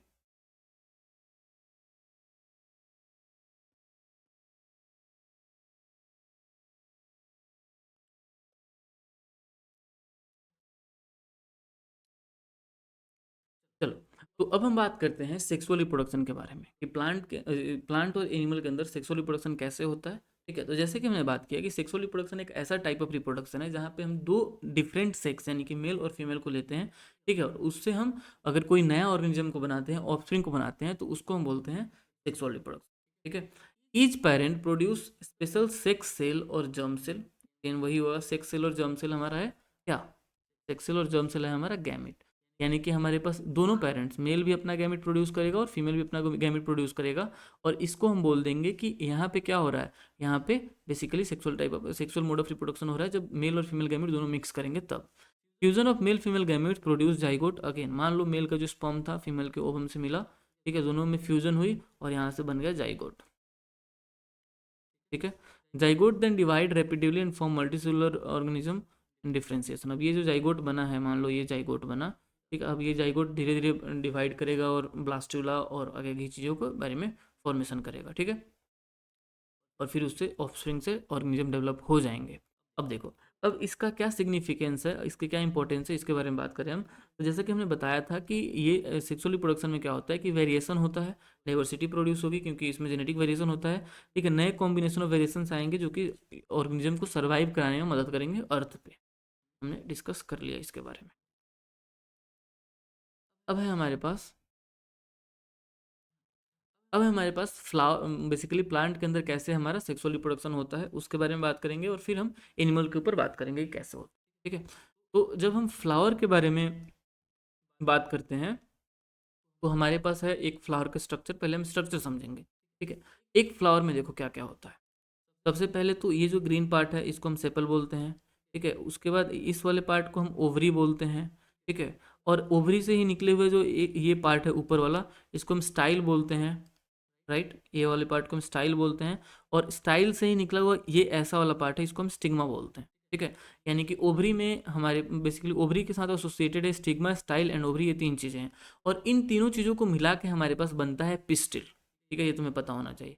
और पिस्टिल जो है वही है हमारा female reproductive organ of flower. ठीक है, अब देखो, अब अपार्ट फ्रॉम पिस्टिल, यहीं से ओवरी के साथ ये एसोसिएटेड है छोटे छोटे ये स्ट्रक्चर्स। इन स्ट्रक्चर्स को हम बोलते हैं फिलामेंट। ठीक है, और इस फिलामेंट से कनेक्टेड होता है एंथर। देखो यहाँ पे, और एंथर और फिलामेंट को मिला देते हैं तो बनता है हमारे पास स्टेमेन। ठीक है, तो स्टेमेन होता है मेल का पार्ट। ठीक है, और उसके साथ पेटल्स भी, बहुत सारे फ्लावर के पेटल्स लगे रहते हैं, that is none of the. ठीक है, अब क्या होता है, ये एंथर जो है ना, यहाँ पे रहता है हमारे पास पोलन ग्रेन। ठीक है, और यही पोलन ग्रेन है बेसिकली फ्लावर का गैमीट जो कि जाता है यहाँ ओवरी में और एग सेल को फर्टिलाइज करके। देखो यहाँ पे मान लो ये पोलन ग्रेन पहुँच गया इस पार्ट पे, ये पूरा स्ट्रक्चर जो है वो यहाँ पे बनाया हुआ है। यहाँ से तुम देख सकते हो कि यहाँ पे जो ये पोलन ग्रेन है वो पहुँच गया स्टिग्मा में। स्टिग्मा से जो मेल जर्म सेल है वो नीचे आया पोलन ट्यूब बना के। ठीक है, और वो गया ओवरी के अंदर। ओवरी में कितने सेल्स हैं, तीन, दो बीच में और तीन ऊपर, यानी कि 8 सेल्स हैं। तो ओवरी में जो फीमेल जर्म सेल है उसको जाके ये पोलन सेल जो है, पोलन ग्रेन्स जो है वो फर्टिलाइज कर देंगे। ठीक है, और इसको हम बोलेंगे germination of pollen on stigma. इसका डायग्राम इंपॉर्टेंट है, इससे क्वेश्चन आता है डायग्राम के बेसिस पे, तो इसको याद कर लेना। अभी इसके बारे में हम डिटेल में देखने वाले हैं और इसको हम अच्छे से समझेंगे भी। ठीक है, तो आई होप फ्लावर के पार्ट्स तुम्हें क्लियर हो गए होंगे। ठीक है, ये हमने देख लिया कि कौन कौन से क्या क्या पार्ट्स होते हैं, क्या करते हैं ये, इसको थोड़ा सा एक बार अगर हम समझना चाहें तो देखो, सेपल जो है वो जो ग्रीन कलर का पार्ट था हमने बात किया था उसमें, वो रहता है, वो प्रोवाइड प्रोटेक्ट करता है हमें। जो पेटल्स हैं वो बेसिकली पोलिनेटर्स जो भी होते हैं, हम देखेंगे पॉलिनेशन में पॉलिनेटर्स क्या होते हैं। पॉलिनेटर्स को अट्रैक्ट करने के लिए होता है। जो एंथर है वो पोलन ग्रेन प्रोड्यूस करता है, हमने बात किया था। जो फिलामेंट है वो स्टॉक बनाता है जो कि एंथर को बियर करके रखेगा। ठीक है, स्टिग्मा जो है वो पोलन ग्रेन को रिसीव करता है। क्योंकि उसके पास स्टिकी नेचर है, पोलन ग्रेन जो स्टिग्मा है वो चिपचिपा होता है, उस पे आके पोलन ग्रेन चिपक जाता है। ठीक है, जो स्टाइल है वो इलोंगेटेड है, जो कनेक्ट करता है स्टिग्मा को। देखो ये समझो ना, ये होता है ना, तो यहाँ पे स्टिग्मा हो गया, ये स्टाइल हो गया। ठीक है, तो स्टाइल क्या करता है, ओवरी को स्टिग्मा से कनेक्ट करके रखता है। ठीक है, उसके बाद ओवरी आ गया जो कि नीचे वाला पार्ट है। ठीक है, जो जहाँ से हमें फ्रूट बनता है फर्टिलाइजेशन के बाद, और ओव्यूल से हमारे पास सीड बनता है। ठीक है, present in side ovary, ovary के अंदर रहता है और फीमेल गैमेट। ठीक है, और फर्टिलाइजेशन के बाद काम हो जाता है। ठीक है, तो ये था हमारे पास फ्लावर्स के पार्ट्स जिनके बारे में हमने डिटेल में डिस्कस किया। अब देखो फ्लावर के भी दो टाइप्स होते हैं, बाइसेक्सुअल फ्लावर, ठीक है, और यूनिसेक्सुअल फ्लावर। बाइसेक्सुअल फ्लावर का मतलब ये हो गया कि उसमें प्लांट का भी पार्ट रहेगा और एनिमल का भी पार्ट रहेगा एक ही फ्लावर के अंदर। सॉरी, प्लांट और एनिमल नहीं, मेल और फीमेल का पार्ट रहेगा। जैसे कि अब अगर हमारे पास स्टेमेन हो और स्टिग्मा, ये देखो तुम यहाँ पे समझो इस चीज़ को, कि अगर स्टेमेन है किसी फ्लावर में एक ही, जैसे ये जो फ्लावर है ना, ये बाइसेक्सुअल फ्लावर है। क्यों? क्योंकि इसमें एक ही फ्लावर में स्टेमेन भी है, इसमें एक ही फ्लावर में स्टेमेन भी है और पिस्टिल भी है। ठीक है, यानी कि मेल पार्ट भी है और फीमेल पार्ट भी है। तो इसको हम बोल देंगे कि इस फ्लावर में क्या है, ये एक बाइसेक्सुअल फ्लावर है। लेकिन अगर वहीं एक अकेले फ्लावर में कोई पार्ट हो, ठीक है, तो उसको हम बोलते हैं यूनिसेक्सुअल फ्लावर। कि इधर उसमें या तो सिर्फ और सिर्फ उसमें स्टिग्मा रहेगा, सॉरी स्टेमेन रहेगा, या तो सिर्फ और सिर्फ उसमें पिस्टिल रहेगा। तो उस केस में हम उस फ्लावर को बोल देंगे यूनिसेक्सुअल फ्लावर। ठीक है, यानी कि एक ही गैमिट रहने वाले फ्लावर को हम बोल सकते हैं, एक ही पार्ट रहने वाले फ्लावर को हम बोल सकते हैं क्या, यूनिसेक्सुअल। और बाइसेक्सुअल हमने अभी देख लिया कि दोनों जिसमें रहे उसको हम बाइसेक्सुअल बोल देंगे। आई होप इसमें कोई डाउट नहीं होगा। तो ठीक है, अब क्या क्या इवेंट्स होते हैं हमारे पास सेक्सुअल रिप्रोडक्शन के थ्रू, उसको हम देखते हैं। फर्टिलाइजेशन के पहले क्या होता है, सबसे पहले हम उसको समझते हैं। Involve formation of male and female gamete. Again मैं बोल चुका हूँ, सबसे पहले फीमेल और मेल गैमेट बनेगा, उस फीमेल और मेल गैमेट का पॉलिनेशन होगा सेकंड स्टेप में, और फिर उसका डबल फर्टिलाइजेशन हो जाएगा। डबल फर्टिलाइजेशन क्यों होगा? क्योंकि दो बार फर्टिलाइजेशन होगा, इसलिए हम उसको डबल फर्टिलाइजेशन बोल रहे हैं। ठीक है, तो ये तीन स्टेप में हमारे पास फ्लावर के अंदर रिप्रोडक्शन होता है। ठीक है, आई होप इस यहाँ तक में तुम्हें कोई डाउट नहीं हो। ठीक है, अब देखो, अब हम पहले देखो, जैसे हमने यहाँ पे बोला, पढ़ा लिया कि हाँ मेल और फीमेल गैमीट बन गया। अब मेल और फीमेल गैमीट फ्लावर में बन गया, अब क्या होगा? तो अब होगा पॉलिनेशन। तो सबसे पहले बात करते हैं पॉलिनेशन होता क्या है। ठीक है? देखो, पॉलिनेशन एक ऐसा प्रोसेस है जहाँ पे हमारे पास जो पॉलन ग्रेन्स हैं वो ट्रांसफर होता है एंथर से, कहाँ पे, तो स्टेमन के एंथर से स्टिग्मा पे जब ट्रांसफर हो, तो उसको हम बोल देंगे, उस प्रोसेस को हम पॉलिनेशन। यानी कि pollination is the process of transfer of pollen grain from anther to stigma, और पॉलिनेशन। ठीक है, अब देखो, अब ये जो पॉलन ग्रेन्स हैं इनका ट्रांसफर कैसे होता है? तो इनका ट्रांसफर होता है अलग अलग मीडियम के थ्रू, और जो इन पॉलन ग्रेन को एंथर से स्टिग्मा पे लेके जाते हैं उनको हम बोलते हैं पॉलिनेटर्स। क्या बोलते हैं हम? पॉलिनेटर्स। ठीक है, अब ये पॉलिनेटर्स कौन कौन से हो सकते हैं? तो हो सकता है कि वो पॉलिनेटर विंड हो सकता है वो वाटर हो, एयर हो, या फिर इंसेक्ट हो, कोई एनिमल हो। ठीक है, अलग अलग पॉलिनेटर्स हमारे पास होते हैं। ठीक है, इनके बारे में भी तुम्हें पता होना चाहिए कि ये जो विंड है, वाटर है, एनिमल है, इंसेक्ट्स हैं, these are the example of pollinators जो जिनके थ्रू पॉलिनेशन होता है। ठीक है, अब देखो, अब ये जो पॉलिनेशन है ना, ये दो तरीके से होता है, या तो ये सेल्फ पॉलिनेशन हो सकता है, या तो क्रॉस पॉलिनेशन हो सकता है। ठीक है, अगर हमारे पास बाइसेक्सुअल प्लांट है, ठीक है, यानी कि एक ही फ्लावर में दो मेल और फीमेल दोनों के पार्ट्स अवेलेबल हैं, तो उस केस में जो पॉलिनेशन होगा वो सेल्फ पॉलिनेशन होगा। ठीक है, यहाँ पे कोई भी पॉलिनेटिंग एजेंट की जरूरत नहीं होती है, वहाँ पे प्लांट खुद ही कैपेबल होता है अपना रिप्रोडक्शन कर लेने के लिए। ठीक है, अब देखो, ये self pollination is less preferable from the genetic point of view since there is no mixing of gene. Again वही बात हो गई कि यहाँ पे वेरिएशन कम होने का चांसेस हो जाता है। ठीक है, जिस वजह से क्या होगा, सेल्फ पॉलिनेशन हम प्रेफर नहीं करते हैं, लेस प्रेफरेबल होता है। ठीक है, क्योंकि यहाँ पे मिक्सिंग नहीं हो रही है जीन की। राइट, तो जब मिक्सिंग जीन की नहीं होगी तो कार्बन कॉपी प्लांट्स बनेंगे, और कार्बन कॉपी प्लांट्स बनेंगे तो फिर क्या होगा, वेरिएशन नहीं आएगी वहाँ पे। Right, self pollination pollination is less preferable. इसमें क्या होता है, ये बाइसेक्सुअल फ्लावर में होता है, और यहाँ पे कोई पॉलिनेटर्स की रिक्वायरमेंट नहीं होती है। ठीक है, और ये खुद से हो जाता है, और सेम जहाँ पे एक ही फ्लावर, जहाँ पे एंथर और स्टिग्मा दोनों उसमें हो जाता है। ये था हमारा सेल्फ पॉलिनेशन के बारे में। इसमें कौन कौन से एग्जाम्पल्स हैं? पीनट, व्हीट, राइस, एप्रिकॉट्स और टोमेटोज, इसके कुछ एग्जाम्पल्स हैं। अगर हम बात करें क्रॉस पोलिनेशन की, तो क्रॉस पोलिनेशन क्या होता है, तो देखो क्रॉस पोलिनेशन में क्या है कि the pollen grain of flower are carried to stigma of a different flower on other plant.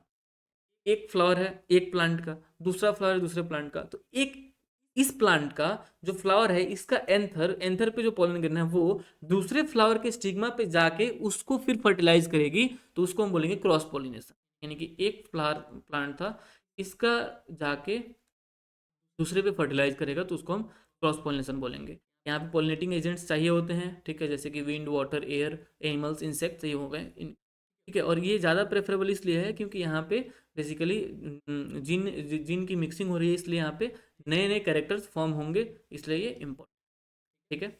मेज, कॉर्न, स्क्वैश और ब्रोकली इसके कुछ एग्जांपल्स हैं जो क्रॉस पोलिनेशन शो करते हैं। आई होप यहाँ तक में तुम्हें कोई डाउट नहीं होगा। इसके एग्जांपल्स और इसके डिफरेंसेस याद रखना, एग्जाम में इंपॉर्टेंट है, क्वेश्चंस आ सकते हैं। चलो अब हम बात करते हैं कि पोलिनेशन जो करा रहे हैं वो कौन कौन सी चीज़ें हैं जो पोलिनेशन को करा रही हैं, ठीक है। तो दो कंपोनेंट होते हैं पोलिनेशन कराने के, एक एबायोटिक कंपोनेंट यानी कि नॉन लिविंग जैसे कि विंड और वाटर, और दूसरे बायोटिक कंपोनेंट जैसे कि बर्ड्स, इंसेक्ट, रेप्टाइल और मैमल्स, ये हो जाते हैं। तो ये दोनों मतलब कि ये भी हमारे पोलिनेटिंग एजेंट्स हैं और ये भी हमारे पोलिनेटिंग एजेंट्स हैं, तुम्हें ये भी पता होना चाहिए, ठीक है। आई होप यहाँ तक में तुम्हें कोई डाउट नहीं होगा। अब चलो हम आगे बढ़ते हैं। अब हम बात करते हैं, ये तो था पोलिनेशन के बारे में जिसको हमने डिटेल में डिस्कस कर लिया। अब जो थर्ड स्टेप है हमारा उसके बारे में बात करते हैं कि थर्ड स्टेप कौन कौन सा होगा, उस पर हम डिटेल में अगर डिस्कस करें तो पहला तो था हमारा प्री फर्टिलाइजेशन जहाँ पे मेल और फीमेल गैमेट प्रोड्यूस हो रही थी। दूसरा हमारा था पॉलिनेशन जिसके बारे में हमने बहुत अच्छे से डिस्कस किया। इसमें हमने सेल्फ पोलिनेशन के बारे में बात किया, क्रॉस पोलिनेशन के बारे में बात किया, और जो जो इंपॉर्टेंट चीज़ें हो सकती थी उनके सभी चीज़ों के बारे में हमने डिटेल में डिस्कस कर लिया, ठीक है। अब जो थर्ड स्टेप है हमारा सेक्सुअल रिप्रोडक्शन इन प्लांट का, उसको बात करें तो थर्ड स्टेप है हमारा फर्टिलाइजेशन का, ठीक है। अब फर्टिलाइजेशन क्या होता है इसको हम समझते हैं और आगे बढ़ते हैं, ठीक है? देखो, one pollen tube grow into the stigma and passes through style and then to ovary। देखो अब ये पासेस है बेसिकली कि यहाँ पे है हमारे पास पोलन ग्रेन, ठीक है। पोलन ग्रेन जैसे नीचे आएगा, ठीक है, यहाँ पे क्या होगा, पोलन ग्रेन नीचे आएगा तो ये स्टिग्मा के अंदर जैसे जाएगा ना, तो यहाँ पे बेसिकली पोलन ट्यूब बन जाएगी, ठीक है। जैसे मेल जर्म सेल अंदर आएगा ये पोलन ट्यूब बन जाएगी, और ये पोलन ट्यूब फिर ओवरी तक पहुँच जाएगी, ठीक है। अब देखो two non motile male gamete are formed, यहाँ पे बेसिकली दो non motile male gamete form हो चुके हैं, ठीक है। And this tip of pollen tube rupture and releasing two male gamete into the embryo sac, ठीक है। अब यहाँ से जो ये क्या होगा, यहाँ पे टूटेंगी और दो दो मेल गैमिट है वो अंदर पहुंच जाएंगे। The embryo sac consist of an egg apparatus, one haploid egg cell and two synergids, two polar nuclei and three antipodal cells. वही हो गया कि तीन सेल ऊपर तीन सेल नीचे और बीच में दो सेल्स होंगे, ठीक है। और उनको फिर जाके ये फर्टिलाइज करेगा ऐसे। तो आगे देखो, अब एक बार ये जो मतलब कि जो मेल गैमिट है हमारा, जो कि दो सेल्स हैं, वो एक नीचे वाले को एक बार करेगा फर्टिलाइज और ऊपर जाके दूसरी बार करेगा, इसलिए हम इसको बोलते हैं डबल फर्टिलाइजेशन। यानी कि कैसे हुआ ये समझो थोड़ा। यहाँ पे जो ये फीमेल जर्म सेल है, यहाँ से पोलन ट्यूब आया, जो मेल जर्म सेल था उसमें बेसिकली दो सेल्स थे, दो मेल गैमिट थे बेसिकली। एक बार नीचे वाले को फर्टिलाइज किया और एक बार ऊपर वाले को फर्टिलाइज किया, तो इसको हम बोल देते हैं क्या, डबल फर्टिलाइजेशन। आई होप यहाँ तक में तुम्हें कोई डाउट नहीं हो, ठीक है। अब देखो, अब जो हमारा फर्टिलाइजेशन एक बार हो गया, उसके बाद एंडोस्पर्म डेवलप होता है एम्ब्रॉयो से, ठीक है। और जब ओव्यूल मैच्योर हो जाता है तो वो सीड में बदल जाता है, और जो ओवरी मैच्योर होता है तो फ्रूट में बदल जाता है। ये तीनों पॉइंट्स याद रखना कि हमारे पास एंडोस्पर्म कैसे बना, एम्ब्रॉयो से, ओव्यूल सीड से, और फ्रूट ओवरी से, ठीक है। ये था पोस्ट फर्टिलाइजेशन का कहानी। ये था हमारा पोस्ट फर्टिलाइजेशन में क्या हुआ, ठीक है। अब जैसे ही पोस्ट फर्टिलाइजेशन हो गया तो सीड बन गई। Seed is the final product of sexual reproduction, हो गया हमारा सीड बन गया। Seed develop into एम्ब्रॉय and एम्ब्रॉय develop into seedling under the favourable condition. वही सीड से हमारा एम्ब्रॉय बनेगा और वो एम्ब्रॉय डेवलप इनटू सीडलिंग्स हो जाएंगी, ठीक है। अब a seed consist of seed coat, cotyledons and embryo sac. वही है कि ये हमारा सीड था, ठीक है। ये बेसिकली अगर तुम यहाँ पे देखोगे तो एक पूरे के पूरे सीड में कॉटलिडन्स है और प्लोम्यूल्स है, और नीचे वाले पार्ट को हम रेडिकल बोलते हैं, इससे रूट ग्रो करता है, और ऊपर वाले को प्लोम्यूल बोलते हैं, इससे शूट ग्रो कर जाता है, ऊपर वाला पार्ट ग्रो कर जाता है। ठीक है, तो ये पूरा हो गया सीड जर्मिनेशन के अंदर। ठीक है, तो ये था हमारे पास ये प्लांट का सेक्सुअल रिप्रोडक्शन के बारे में। ठीक है, अगर प्लांट के सेक्सुअल रिप्रोडक्शन के बारे में तुम्हें कोई भी डाउट होता है तो तुम पूछ सकते हो। ठीक है, हमने डिटेल में डिस्कस कर लिया है यहाँ तक। आई होप कि यहाँ तक में तुम्हें कोई डाउट नहीं हो। अब हम आते हैं सेकेंड लास्ट टॉपिक पे, जो कि है हमारा सेक्सुअल रिप्रोडक्शन ह्यूमन के अंदर, कि ह्यूमन के अंदर कैसे सेक्सुअल रिप्रोडक्शन होता है उसके बारे में अगर हम बात करें तो देखो, यहाँ पे भी 3 स्टेप में सेक्सुअल रिप्रोडक्शन होता है। पहला कि प्रोडक्शन ऑफ गैमेट, जहाँ पे मेल जो होगा वो स्पर्म प्रोड्यूस करेगा और फीमेल जो होगी वो उसका ओवम और एग प्रोड्यूस होगा। ठीक ठीक है, अब फिर जब ये स्पर्म और एग मिलेंगे तो उससे बनेगा जाइगोट।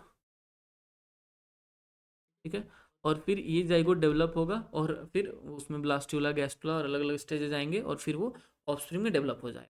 तो सिंपल, अगर हम सिंपली बोले तो ह्यूमन रिप्रोडक्शन में बेसिकली मेल ह्यूमन रिप्रोडक्शन में 3 स्टेप्स होते हैं: gamete formation, fertilization and zygote form. इनको याद कर लेना। आगे अगर हम बढ़ते हैं तो थोड़ा सा बात करते हैं और डिटेल में जो के बारे में। देखो, जर्म सेल क्या होता है? These are special cells which are involve in reproduction. वैसे सेल्स जो इन्वॉल्व होते हैं रिप्रोडक्शन में, बेसिकली गैमेट्स को ही हम जर्म सेल बोलते हैं। ठीक है, तो मेल का जर्म सेल हो गया तुम्हारा स्पर्म, जो मेल गैमेट प्रोड्यूस करता है, और फीमेल का हो गया एग, जो फीमेल गैमेट प्रोड्यूस करता है। अगेन बहुत सिंपल पॉइंट है, ऑलरेडी आता होगा। ठीक है, अब देखो, अब आगे क्या है हमारे पास। अब आगे अगर हम बात करें प्यूबर्टी क्या होता है, तो प्यूबर्टी एक ऐसा टाइम पीरियड है जहाँ पे जो ह्यूमन है उसमें जो भी ग्रोथ होता है वो ग्रोथ शो होता है। ठीक है, मेल और फीमेल दोनों के अंदर ग्रोथ ये बताता है कि जो तुम्हारा मेल था या फीमेल थी, वो ग्रो हो चुके हैं, उनका सेकेंडरी सेक्सुअल कैरेक्टर डेवलप होने लगता है। जैसे कि उनका हाइट टॉल होने लगेगा, फेस पे बहुत सारे पिंपल्स होंगे, प्राइवेट पार्ट्स जो भी हैं जैसे कि टेस्टिकल्स के साइज भी बड़े हो जाएंगे। ठीक है, जो भी टेस्टिकल्स के साइज हो गए या फिर आर्मपिट्स हो गया, उन पे हेयर आने लगेगा। ठीक है, आर्मपिट्स में स्वेट आने लगेगा, वॉइस और डीप हो जाएगा। ठीक है, हेयर ग्रो होंगे, फेशियल हेयर ग्रो होंगे, चेस्ट पे हेयर ग्रो होंगे, लेग्स, आर्मपिट्स, इन सभी जगहों पे ग्रो होंगे। मेल की बात है। ठीक है, फीमेल में क्या होगा? अगेन फेस पे पिंपल, स्वेट होगा। ठीक है, मेंस्ट्रुअल साइकिल स्टार्ट हो जाएगा। ठीक है, हाइट बड़ी हो जाएगी, ब्रेस्ट का साइज ग्रो करने लगेगा और फिर हेयर वगैरह भी ग्रो होने लगेंगे। तो ये था प्यूबर्टी का सिंबल, और इससे ये पता चल जाता है कि अगर किसी ह्यूमन के अंदर यानी कि मेल और फीमेल के अंदर प्यूबर्टी हिट हुई है, प्यूबर्टी आई है, तो उसमें ये चेंजेस होंगे। अब जब वो ये चेंजेस देखने को मिल सकता है तो उसके बाद वो रिप्रोडक्शन शो कर सकता है। ठीक है, तो ये पॉइंट था हमारा जो हमें पता होना चाहिए प्यूबर्टी के बारे में। ठीक है, अब देखो, अब हम वही फास्ट फास्ट मूव कर रहे हैं, इन सभी चीज़ों को तो बहुत डिटेल में डिस्कस करते हैं वैसे, बट ये वन शॉट है तो हम बहुत जल्दी से आगे बढ़ रहे हैं। ठीक है, तो आई होप यहाँ तक में तुम्हें कोई डाउट नहीं होगा। तो हम बात करते हैं ह्यूमन रिप्रोडक्टिव सिस्टम का, तो इसमें हमारे पास सबसे पहले आता है मेल रिप्रोडक्टिव सिस्टम। ठीक है, मेल रिप्रोडक्टिव सिस्टम में हम सबसे पहले बात करें तो मेल रिप्रोडक्टिव सिस्टम, देखो ये पूरा का पूरा जो तुम्हारा डायग्राम है ये बहुत इंपॉर्टेंट है। ठीक है, ऑल दो इससे क्वेश्चन आने के चांसेस कम है, बट इंपॉर्टेंट किस पॉइंट ऑफ व्यू से है कि कौन कौन से पार्ट्स कैसे रहते हैं। ठीक है, देखो ये है तुम्हारा टेस्टिस का पार्ट पूरा। ठीक है, टेस्टिस एक प्राइमरी मेल रिप्रोडक्टिव ऑर्गन है। ठीक है, जो कि हमारे मस्कुलर सैक लाइक स्ट्रक्चर में रहता है, और वो स्ट्रक्चर स्क्रोटम है जो कि हमारे बॉडी से बाहर रहता है। तो हमारे बॉडी से बाहर एक सैक लाइक स्ट्रक्चर जो नीचे की तरफ रहता है उसको हम बोलते हैं स्क्रोटम, और स्क्रोटम के अंदर हमारा टेस्टिस रहता है। देखो ये है पूरा का पूरा हमारा स्क्रोटम, और इसी के अंदर हमारे पेयर ऑफ टेस्टिस यानी कि 2 टेस्टिस रहते हैं। ठीक है, testis form sperm through out the reproductive life, और जितने ऑर्गेनिज्म का जितना रिप्रोडक्टिव लाइफ है उस पूरे रिप्रोडक्टिव लाइफ में जो टेस्टिस है वो स्पर्म बनाते रहेगा। ठीक है, स्क्रोटम क्या है? स्क्रोटम है जो कि जिसके अंदर टेस्टिकल्स रहते हैं, यानी कि टेस्टिस को, दोनों टेस्टिस को ये रखता है स्क्रोटम। ठीक है, अब देखो ये तो हमने देख लिया। अब देखो अब क्या है, अब अगला पार्ट है हमारा एपिडिडाइमस। ठीक है, एपिडिडाइमस क्या होता है? तो एपिडिडाइमस जो है ना वो टेस्टिस से स्पर्म को लेता है। ठीक है, और उसको स्टोर करता है जब तक कि टेस्टिस स्पर्म को इजिकुलेट नहीं कर देता, यानी कि जब तक स्पर्म बाहर नहीं निकलना होता है ना उस टाइम तक एपिडिडाइमस उसको स्टोर करके रखता है। ठीक है, सेमिनल वेसिकल उसका अगला पार्ट होता है। देखो अगर तुम्हें मैं दिखा पाऊँ यहाँ से, तो ये था हमारे पास टेस्टिस। टेस्टिस से हमारे पास पार्ट आया ये।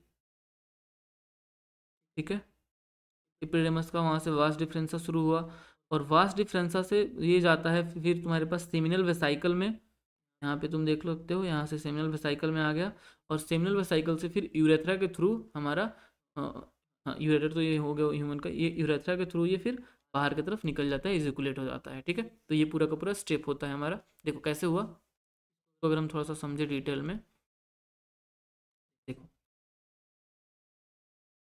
ये है हमारा टेस्टिस पूरा, टेस्टिस के ऊपर है यहाँ पे एपिडिडाइमस। ठीक है, इस एपिडिडाइमस में हमारा टेस्टिस स्टोर रहता है।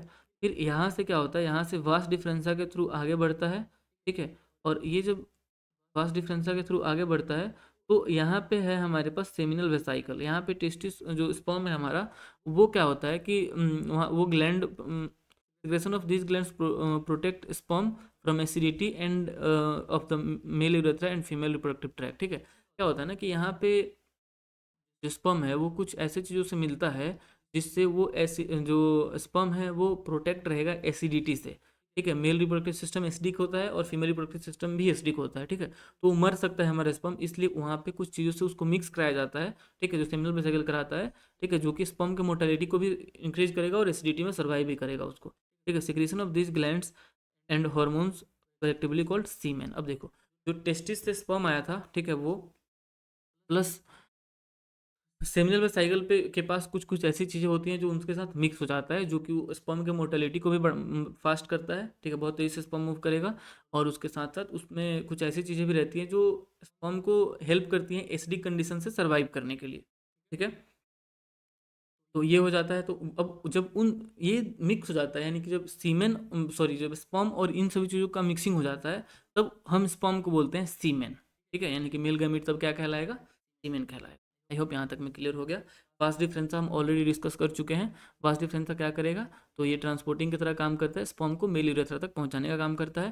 ब्लैडर हम ऑलरेडी लाइफ प्रोसेस में बात कर चुके हैं कि यूरिन को स्टोर करता है, और यूरेथ्रा क्या करता है, हम ये भी लाइफ प्रोसेस में बात कर चुके हैं कि स्पर्म और यूरिन को पेनिस से बाहर डिस्चार्ज करने का काम करता है। और पेनिस बेसिकली वो मीडियम है जिसके थ्रू वेजाइना में स्पर्म डिपॉजिट हो सकता है।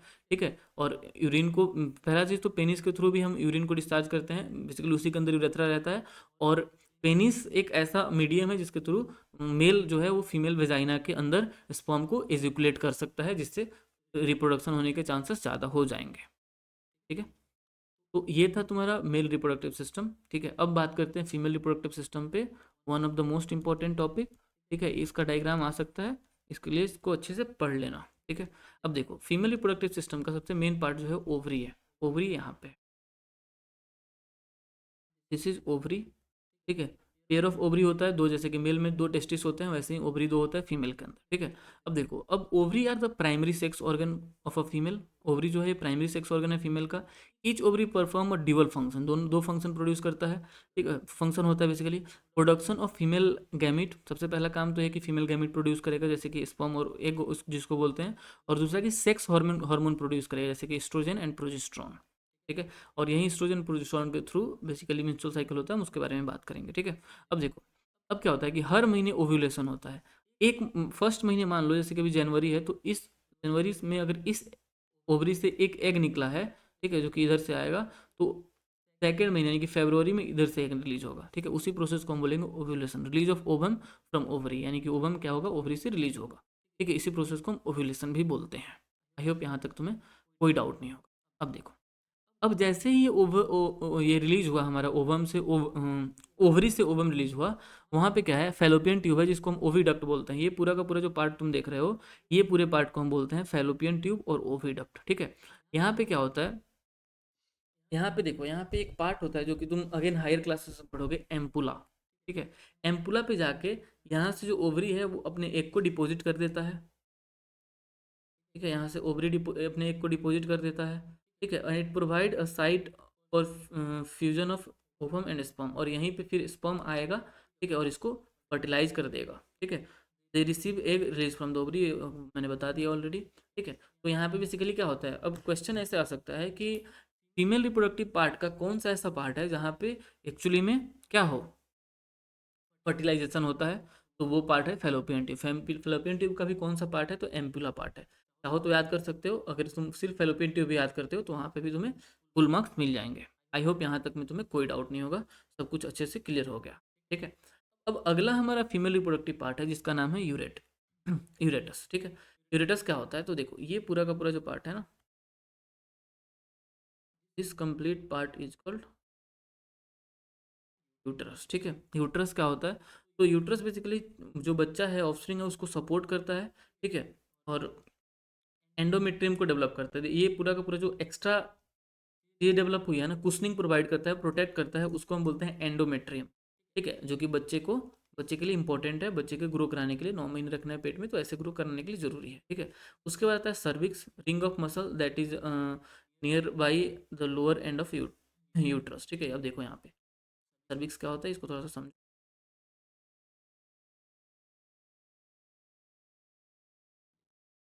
This is cervix. ये जो पार्ट देख रहे हो, ये पूरा का पूरा पार्ट सर्विक्स है, यहाँ पे रिंग ऑफ मसल, ठीक है। यहीं से स्पर्म एंटर कर इस cervix. Apart from cervix vagina होता है। वजाइना में बेसिकली जो मेल पीनस है वो क्वाइटस यानी कि वो अंदर जाता है, ठीक है, और अपने स्पर्म को रिलीज कर देता है वजाइना के थ्रू। और यही वजाइना है जहाँ से बेसिकली ऐसा बोल सकते हो कि स्पर्म जो है वो रिसीव होता है फीमेल के लिए। तो यहाँ तक में कोई डाउट नहीं हो। वजाइना गैदर स्पर्म डिपॉजिट कर लिया ऑलरेडी।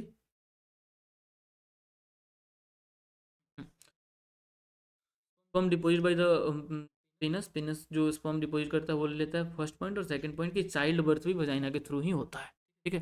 आई होप यहाँ तक में तुम्हें कोई डाउट नहीं होगा फीमेल रिप्रोडक्शन में। अब ठीक है, अब देखो, अब थोड़ा सा फर्टिलाइजेशन पे बात करते हैं कि एक बार जब मेल जो है वो अपना स्पर्म डिपॉजिट कर दिया वजाइना में, उसके बाद क्या होगा, ठीक है। तो फीमेल ऑलरेडी एग रिलीज कर चुकी है, ठीक है। अब फीमेल ऑलरेडी एग रिलीज कर चुकी है, और एग क्या है, एग वेट कर रहा है कि देखो हमारे पास अगर हम ड्रॉ करें इसको रिप्रोडक्टिव सिस्टम को, तो कुछ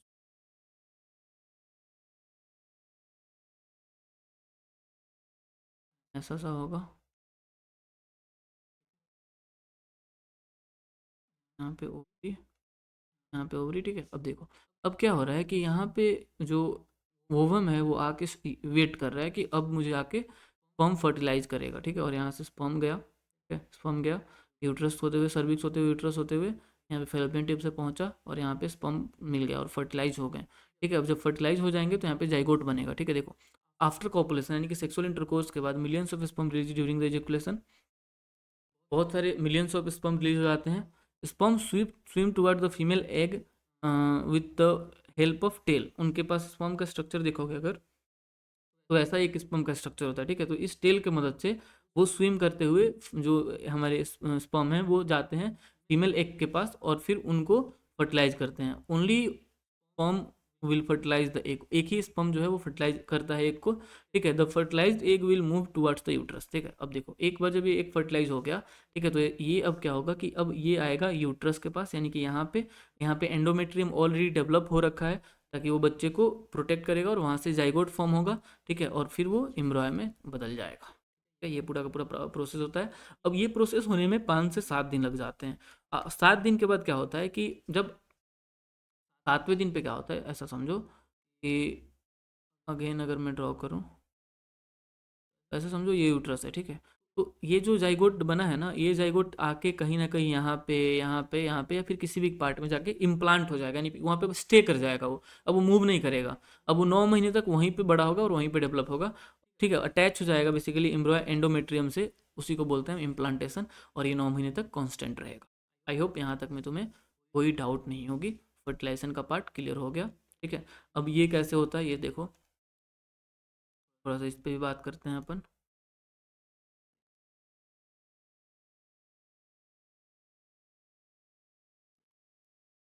जब हमारा जो बच्चा है, जो फर्टिलाइजेशन हुआ है, फर्टिलाइज्ड एग हो गया, ठीक है, उसके बाद 2 सेल में बना, 4 सेल बना, 8 सेल बना, 16 बना, फिर ब्लास्टोसाइड बन गया।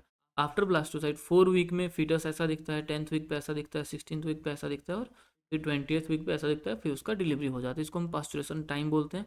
वो कंप्लीट हो जाता है, फिर बच्चा डिलीवर हो जाता है, ठीक है। ये पूरा का प्रोसेस। अब ग्रोइंग कैसे होता है ऑर्गेनिज्म का, how does growing embryo get nutrition, nutrition कैसे लेता है जो है वो, जो फीटस हमारा डेवलप हो रहा है वो न्यूट्रिशन कैसे लेगा, इस पे हम अगर बात करते हैं तो देखो, the embryo grow inside the mother's टूम। मदर के womb में वो ग्रो करता है, ठीक है। I get nourishment from mother's blood through the tissue called placenta, ठीक है। अब प्लेसेंटा से क्या होता है ना, ये देखो, ये अम्बिकल कॉर्ड है और ये प्लेसेंटा है, ये पूरा का पूरा प्लेसेंटा है, ठीक है। अब अम्बिकल कॉर्ड जो बच्चे की नाभि होती है उससे कनेक्टेड होता है, और प्लेसेंटा के थ्रू जो है ना एक कनेक्शन प्रोवाइड होता है, जिससे वो क्या करता है, न्यूट्रिशन देता है उस बच्चे को, ठीक है। Villi on placenta provide large surface area, और वहाँ पे बेसिकली लार्ज सरफेस एरिया होता है, इससे क्या होता है, ग्लूकोज ऑक्सीजन का क्या हो सकता है, हाँ पास हो सकता है मदर से, फिर एम्ब्रॉय में जो बच्चा डेवलप हो रहा है वो उससे पास हो सकता है, ठीक है। Waste to pass from embryo to mother through placenta, जैसे खाना मदर से प्लासेंटा में जाता है, वैसे प्लासेंटा के थ्रू बच्चे में जाता है, वैसे ही बेसिकली वेस्ट मटेरियल जो बच्चा प्रोड्यूस करता है वो भी प्लासेंटा के थ्रू मदर के अंदर आ जाता है, फिर मदर लीज करता है। आई होप इस पॉइंट में तुम्हें कोई डाउट नहीं होगा, ये अच्छे से क्लियर हो गया, ठीक है। ये तो था बहुत आइडियल कहानी था कि हाँ फर्टिलाइजेशन हो गया सारी काम हो गई, लेकिन क्या हो अगर फर्टिलाइजेशन हो ही ना, फर्टिलाइजेशन नहीं होगा तो क्या हो सकता, ठीक है। फर्टिलाइजेशन नहीं होगा तो क्या हो सकता है, इसके बारे में थोड़ा बात करते हैं। देखो जब फर्टिलाइजेशन नहीं होगा तो इस केस में होगा मेंस्ट्रुअल साइकिल, ठीक है। मेंस्ट्रुअल साइकिल क्या होता है, तो देखो अब हर महीने एक तो ओवरी में ऐसा सा है ना, ठीक है। तो हर महीने एक एक ओवरी से एक एक सेल तो निकल ही रहा है, यहाँ पे आके इंतजार करेंगे भाई साहब, और जैसे इंतजार करेंगे यहाँ पे ये इंडोमेट्रियम डेवलप हो जाएगा, ठीक है। Since the ovary releases one egg every month, the uterus also prepare itself every month to receive fertilized egg, uterus भी अपने आप को प्रिपेयर करता है, इंडोमेट्रियम बना लेता है, thus its lining became thick and spongy, उसकी लाइनिंग थिक और स्पॉन्जी हो जाती है, ठीक है। If egg is not fertilize, अगर इस केस में एग फर्टिलाइज नहीं हुआ तो it live about one day, one day तक वो रहेगा, एक दिन तक रहेगा। Now however the lining is not needed any longer, अब ये जो लाइनिंग डेवलप हुई है ना ये चाहिए नहीं, अब इसकी जरूरत नहीं है, so the lining slowly break and come out through the vagina as a blood and mucus, ठीक है। अब ये जो लाइनिंग डेवलप हुई है ना ये अब टूट जाती है, ठीक है। अब ये टूट के वजाइना के थ्रू बाहर आएगी ब्लीडिंग के फॉर्म में, ठीक है। और इसी प्रोसेस को हम बोलते हैं मेंस्ट्रुएशन, ठीक है। और ये बेसिकली 2 से 8 दिन तक रहता है ब्लीडिंग का कॉन्सेप्ट, ठीक है। यानी कि यहाँ पे क्या हो रहा है कि अगर एक फर्टिलाइज नहीं होगा तो ब्लीडिंग के थ्रू जो भी एंडोमेट्रियम पे मटेरियल डेवलप हुआ है वो बाहर आ जाएंगी, सेड ऑफ हो जाएगा थ्रू ब्लीडिंग, और इस प्रोसेस को हम बोल देंगे मेंस्ट्रुएशन। आई होप यहाँ तक में तुम्हें कोई डाउट नहीं है, ठीक है। आगे बढ़ते हैं अब हम। देखो what happen when egg is not fertilize, again उस पर अगर हम थोड़ा बात करें तो देखो फीमेल ओवरी से जो था वो एग निकला हर महीने एक, ठीक है। यूट्रस बिकम थिक थिक हो गया, ठीक है। अब अगर इस केस में यूट्रस थिक हो गया, अगर फर्टिलाइज अगर स्पर्म उसी समय मिल जाता है, ठीक है, तो स्पर्म फर्टिलाइज हो जाएगा और वो प्रेगनेंसी हो जाएगी, वो वुमेन प्रेग्नेंट हो जाएगी, फिर वो बच्चे को जन्म दे सकती है, ठीक है। अगर स्पर्म नहीं मिलता है, ठीक है, तो एग और जो भी यूट्रस के वाल हैं और ब्लड वेसल्स वो सारे टूट के सेड ऑफ होते हैं और उससे ब्लीडिंग होती है, ठीक है। और उसी ब्लीडिंग को हम बोलते हैं मेंस्ट्रुएशन। आई होप तुम्हें इसमें भी कोई डाउट नहीं होगा, ठीक है, ये तुम्हें चीज़ें क्लियर हो जाएंगी, हो गई होंगी। चलो अब आगे बढ़ते हैं हम।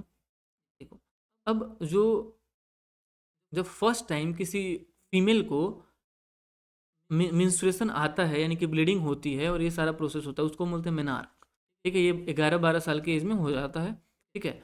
और 12 साल से लेकर ये करीब ये डाटा तुम्हारा एवरेज मतलब मैक्सिमम 50 एज तक 50 लिखा हुआ है, बट 39 से ही शुरू हो जाता है।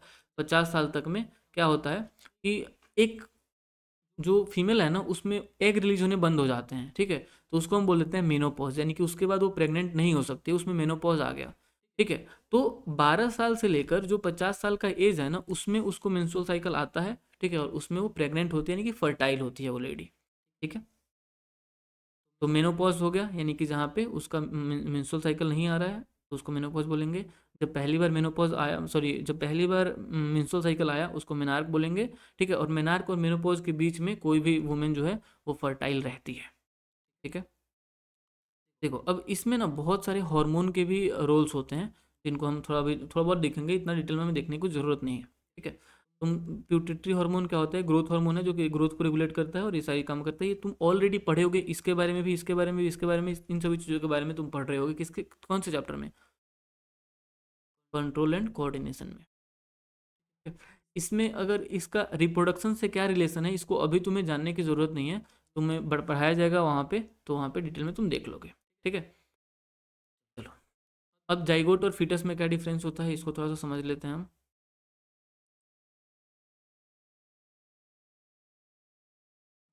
जाइगोट और फीटस में क्या डिफरेंस होता है? It is fertilize egg form after the fusion. वही कि ये एक एग है जाइगोट, जो फॉर्म और ओवम से मिल के जो बना है एक एग, उसको हम बोलते हैं zygote. Zygote divide several times to form embryo. बहुत बार जाइगोट की डिवीजन होती है, 2 से 4, 4 से 8, 8 से 16, तो फिर वो हमारा क्या बनाता है? फीटस बनाता है, सॉरी एम्ब्रॉय बनाता है, ठीक है। और फीटस क्या होता है?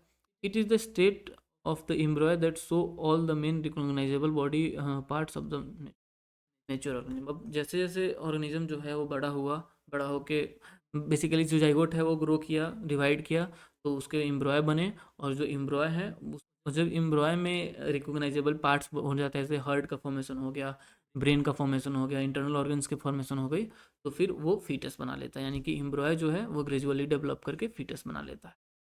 तो यहाँ तक में तुम्हें कोई डाउट नहीं, ठीक है। तो ये था पूरा का पूरा रिप्रोडक्टिव सिस्टम का, मेल रिप्रोडक्टिव सिस्टम का पार्ट। इसमें याद रखना फीमेल रिप्रोडक्टिव सिस्टम बहुत इंपॉर्टेंट है, मेल रिप्रोडक्टिव सिस्टम भी तुम पढ़ चुके हो, ठीक है। अब आते हैं हम रिप्रोडक्टिव हेल्थ पे। रिप्रोडक्टिव हेल्थ क्या होता है, इसको थोड़ा सा अगर हम समझें तो देखो, WHO के अकॉर्डिंग, वर्ल्ड हेल्थ ऑर्गेनाइजेशन के अकॉर्डिंग, रिप्रोडक्टिव हेल्थ जो है वो कंडीशन है जहाँ पे तुम फिजिकली, मेंटली और सोशली प्रॉपर प्रोस्पेरिटी रखते हो, ठीक है। और तुम्हें कोई भी रिप्रोडक्टिव डिजीजेज नहीं है, ठीक है। देखो, रिप्रोडक्टिव हेल्थ का मतलब सिर्फ ये नहीं है कि तुम्हें कोई रिप्रोडक्टिव डिजीज नहीं है। रिप्रोडक्टिव डिजीजेज ना होने के साथ साथ तुम्हें कोई भी फिजिकली प्रॉब्लम नहीं होना चाहिए, मेंटल कोई प्रॉब्लम नहीं होना चाहिए, और सोशली भी तुम प्रोस्पेरिटी में रहते हो, तब तुम रिप्रोडक्टिव हेल्दी हो, ठीक है। अब देखो, अब रिप्रोडक्टिव हेल्दी का दो एस्पेक्ट है। एक तो पॉपुलेशन एक्सपेंड करेगा, अगर तुम रिप्रोडक्टिव हो तो तुम पॉपुलेशन बढ़ाओगे, ठीक है, जिसके लिए तुम्हें बर्थ कंट्रोल मेजर्स भी लेने पड़ेंगे, उसके बारे में भी हम बात करेंगे। और अगर वो रिप्रोडक्शन हो रहा है तो उसके थ्रू फिर सेक्सुअल ट्रांसमिटेड डिजीजेज भी बढ़ सकते हैं, जैसे कि सेक्सुअल इंटरकोर्स से डिजीज बढ़ सकते हैं, उसके बारे में भी तुम्हें पता होना चाहिए, ठीक है। तो अगर रिप्रोडक्टिव है तो ये दो कॉन्सेप्ट पे कवर करना पड़ता है, ठीक है। तो इसी को हम आगे बढ़ाते हैं और रिप्रोडक्टिव हेल्थ के बारे में बात करते हैं। तो देखो, अगर कोई रिप्रोडक्टिव है, ठीक है, तो उसको बेसिकली क्या करना चाहिए? फैमिली प्लानिंग करनी चाहिए, जिसके थ्रू वो कॉन्ट्रासेप्शन की मदद से बेसिकली जितने बच्चे चाहे उतना कम कर सकता है। मतलब कि अगर कोई कपल है जो 2 बच्चे चाहता है तो 2 बच्चे कर लिया उसने, उसके बाद उसको अगर सेक्सुअल इंटरकोर्स करना है, ठीक है, तो अब प्रेगनेंसी अवॉइड करने के लिए वो जो मेथड अपनाता है उसको हम बोलते हैं कॉन्ट्रासेप्शन, ठीक है। यानी कि वो मेथड जो कोई कपल प्रेगनेंसी को अवॉइड करने के लिए एक्वायर करता है, उस मेथड को हम बोलते हैं कॉन्ट्रासेप्शन, ठीक है। कॉन्ट्रासेप्शन 4 तरीके से हो सकता है। पहला है मैकेनिकल मेथड और बैरियर मेथड, दूसरा है केमिकल मेथड, तीसरा है IUCD, इंट्रायूट्राइन कॉन्ट्रासेप्टिव डिवाइस को बोलते हैं, ठीक है। उसके बाद है सर्जिकल मेथड लास्ट, ठीक है। देखो, आगे बढ़ते हैं मैकेनिकल मेथड और बैरियर मेथड पे। तो ये क्या होता है? अगर हम इसको बात करें मैकेनिकल मेथड और बैरियर मेथड पे, देखो, सबसे पहले physical device like condoms for male and female and diaphragms are example of this method, ठीक है। ये इंपॉर्टेंट है, कॉन्डोम का एग्जाम्पल और डाइफार्म का एग्जाम्पल। मेल और फीमेल दोनों के कॉन्डोम्स आते हैं, ठीक है, और हमारे पास डाइफार्म है जो कि हमारा फिजिकल डिवाइस की तरह काम करता है, और वो क्या करता है? मैकेनिकल बैरियर क्रिएट कर देता है, जहाँ पे स्पर्म ओवम से टच ही नहीं हो पाएगा, इसलिए फर्टिलाइजेशन हो ही नहीं पाएगा, ठीक है। This work by preventing the meeting of sperm, बता दिया मैंने। Barrier method prevent the transmission of sexually transmitted disease by preventing the intermixing of body fluids, ठीक है। बेसिकली क्या होता है कि ये हमें सेक्सुअली ट्रांसमिटेड डिजीज, जो STDs होते हैं ना, उनसे भी बचाता है। कैसे? तो बेसिकली बॉडी फ्लूइड को मिलने ही नहीं देता है। मेल का जो गैमिट होगा मेल के पास रह जाएगा, फीमेल की गैमिट फीमेल के पास ही रह जाएगी, ठीक है। और सेक्सुअल इंटरकोर्स भी हो जाएगा दोनों का, प्लस वो बॉडी फ्लूइड को मिक्स होने नहीं देगा, ठीक है। तो उससे सेक्सुअली ट्रांसमिटेड डिजीज भी नहीं होंगे, ठीक है। अगला है केमिकल मेथड। केमिकल मेथड में क्या होता है, ये देखो, केमिकल मेथड में ओरल पिल्स हो गए या फिर वेजाइनल पिल्स हो गए, ठीक है। अब ये पिल्स क्या होता है? इनमें हॉर्मोन्स होते हैं, ठीक है, और वो हॉर्मोन्स क्या करता है?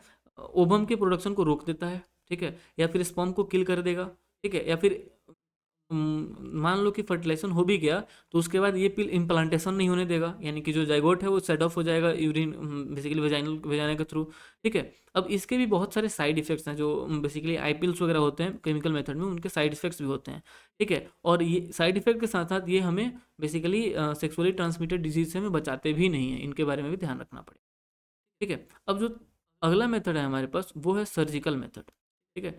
सर्जिकल मेथड में क्या होता है? सर्जिकल मेथड में वेसोटॉमी है और ट्यूबेक्टॉमी है, ठीक है। वेसोटोमी में क्या होता है, वेसोटोमी में जो वास्ट डिफरेंस है उसको कट कर दिया जाता है।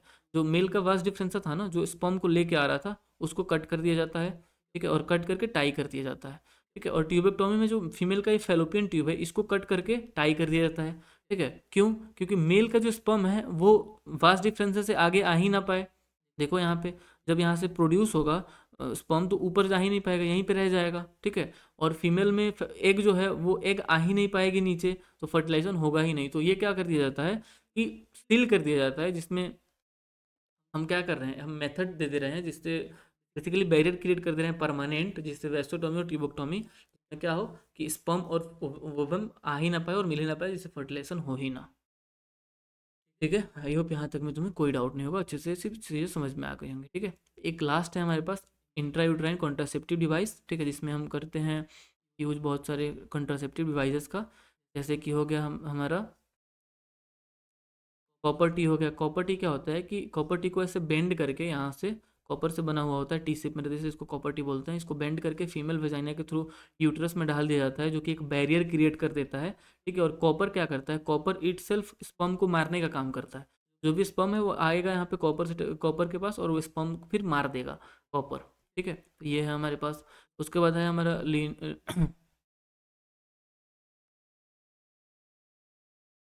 प्रॉपर्टी हो गया हमारे पास। फिर ये लेवनोग्लिसरल रिलीजिंग हार्मोन्स है, इसके बारे में भी तुम्हें डिटेल में उतना पता नहीं होना चाहिए,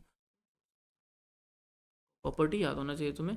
और प्रॉपर्टी डॉक्टर के असिस्टेंस में ही प्रोवाइड कराया जाता है, ठीक है। उसके बाद है हमारे पास सेक्सुअली ट्रांसमिटेड डिजीज़, ठीक है, जो कि हमें बेसिकली बहुत सारे प्रॉब्लम्स कर सकती है, ठीक है। तो सेक्सुअल इंटरकोर्स जब होता है, तो अगर हेल्दी मेल और फीमेल है, तो वहाँ पे बेसिकली अगर सेक्सुअल इंटरकोर्स हो रहा है तो कोई डिजीज़ नहीं होगा, ठीक है। लेकिन अगर एक इंसान को कोई भी सेक्सुअली डिजीज़ है, जैसे कि गोनोरिया, सिफिलिस, जेनेटिकल हार्पीज, ठीक है, क्लाइमेडोमोनासिस, जेनेटिकल वार्ड्स, ट्राइकोमोनासिस, हेपेटाइटिस बी और एड्स जैसा बीमारी, अगर ये सभी चीज़ें हैं, तो वो एक पार्टनर से दूसरे पार्टनर में फैल सकता है, और इसके बहुत सारे साइड इफ़ेक्ट्स भी हैं, ठीक है। जैसे कि अगर मान लो कोई सेक्सुअली ट्रांसमिटेड डिजीज़ है किसी एक पार्टनर को, ठीक है, तो बैक्टीरियल डिजीज सबसे पहले है गोनोरिया। गोनोरिया में क्या होता है, तो यूरोजेनिटल ट्रैक में बेसिकली इन्फ्लामेशन हो जाता है, जिससे यूरिनेशन के थ्रू, यूरिनेशन जब होगा तो पेन होगा, ठीक है। फिर आता है सिफिलिस, दूसरा बीमारी। इसमें क्या होता है, ये भी बैक्टीरिया के थ्रू होता है, ठीक है, जो कि अगेन वही यूरिन में पेन आना और यूरोजेनिटल ट्रैक में हमेशा प्रॉब्लम रहना, ये काम कर सकता है। वायरल पे बात करें तो एड्स है हमारा। एड्स होता है एक्वायर्ड इम्यूनो डिफिशियंसी सिंड्रोम, जो ह्यूमन इम्यूनो वायरस से होता है, ठीक है। और इसमें क्या होता है, ये बहुत ही तेज़ी से फैलता है और बॉडी के इम्यून सिस्टम को बहुत कमज़ोर कर देता है, जिससे आदमी बहुत ज़्यादा कमज़ोर हो जाता है, ठीक है। और कोई भी छोटे से छोटी बीमारी से वो मर सकता है। उसके बाद है हमारे पास वायरल इन्फेक्शन, जैसे कि वार्ड्स हो गया, जिसमें बहुत बम्प्स छोटे छोटे आ जाते हैं जेनाइटल पार्ट में, और वो फिर सेक्सुअली ट्रांसमिटेड डिजीज के थ्रू होते हैं। हो गया हमारा, ठीक है। तो हमने बेसिकली क्या किया, अभी हमने रिप्रोडक्शन में हर एक पॉइंट को कवर किया, ठीक है, जिसमें हमने देखा कैसे हमारा रिप्रोडक्शन जो है वो क्या कितने टाइप का होता है, सेक्सुअल रिप्रोडक्शन क्या होते हैं, सेक्सुअल रिप्रोडक्शन के मेल और फीमेल, सेक्सुअल रिप्रोडक्शन में बेसिकली प्लांट में क्या होता है और एनिमल में क्या होता है, इनके बारे में हमने डिस्कस किया। प्लांट में पॉलिनेशन कैसे होता है, एनिमल का पूरा कहानी हमने डिस्कस किया। और फिर एसेक्सुअल रिप्रोडक्शन के अलग अलग टाइप्स के अपने बारे में बात किया, बाइनरी फिजन, फ्रेगमेंटेशन, बर्डिंग, ठीक है, मल्टीपल फिजन और regeneration, vegetative propagation, one of the most important topic. तो ऐसे हमने सभी चीज़ों पे बात कर लिया है।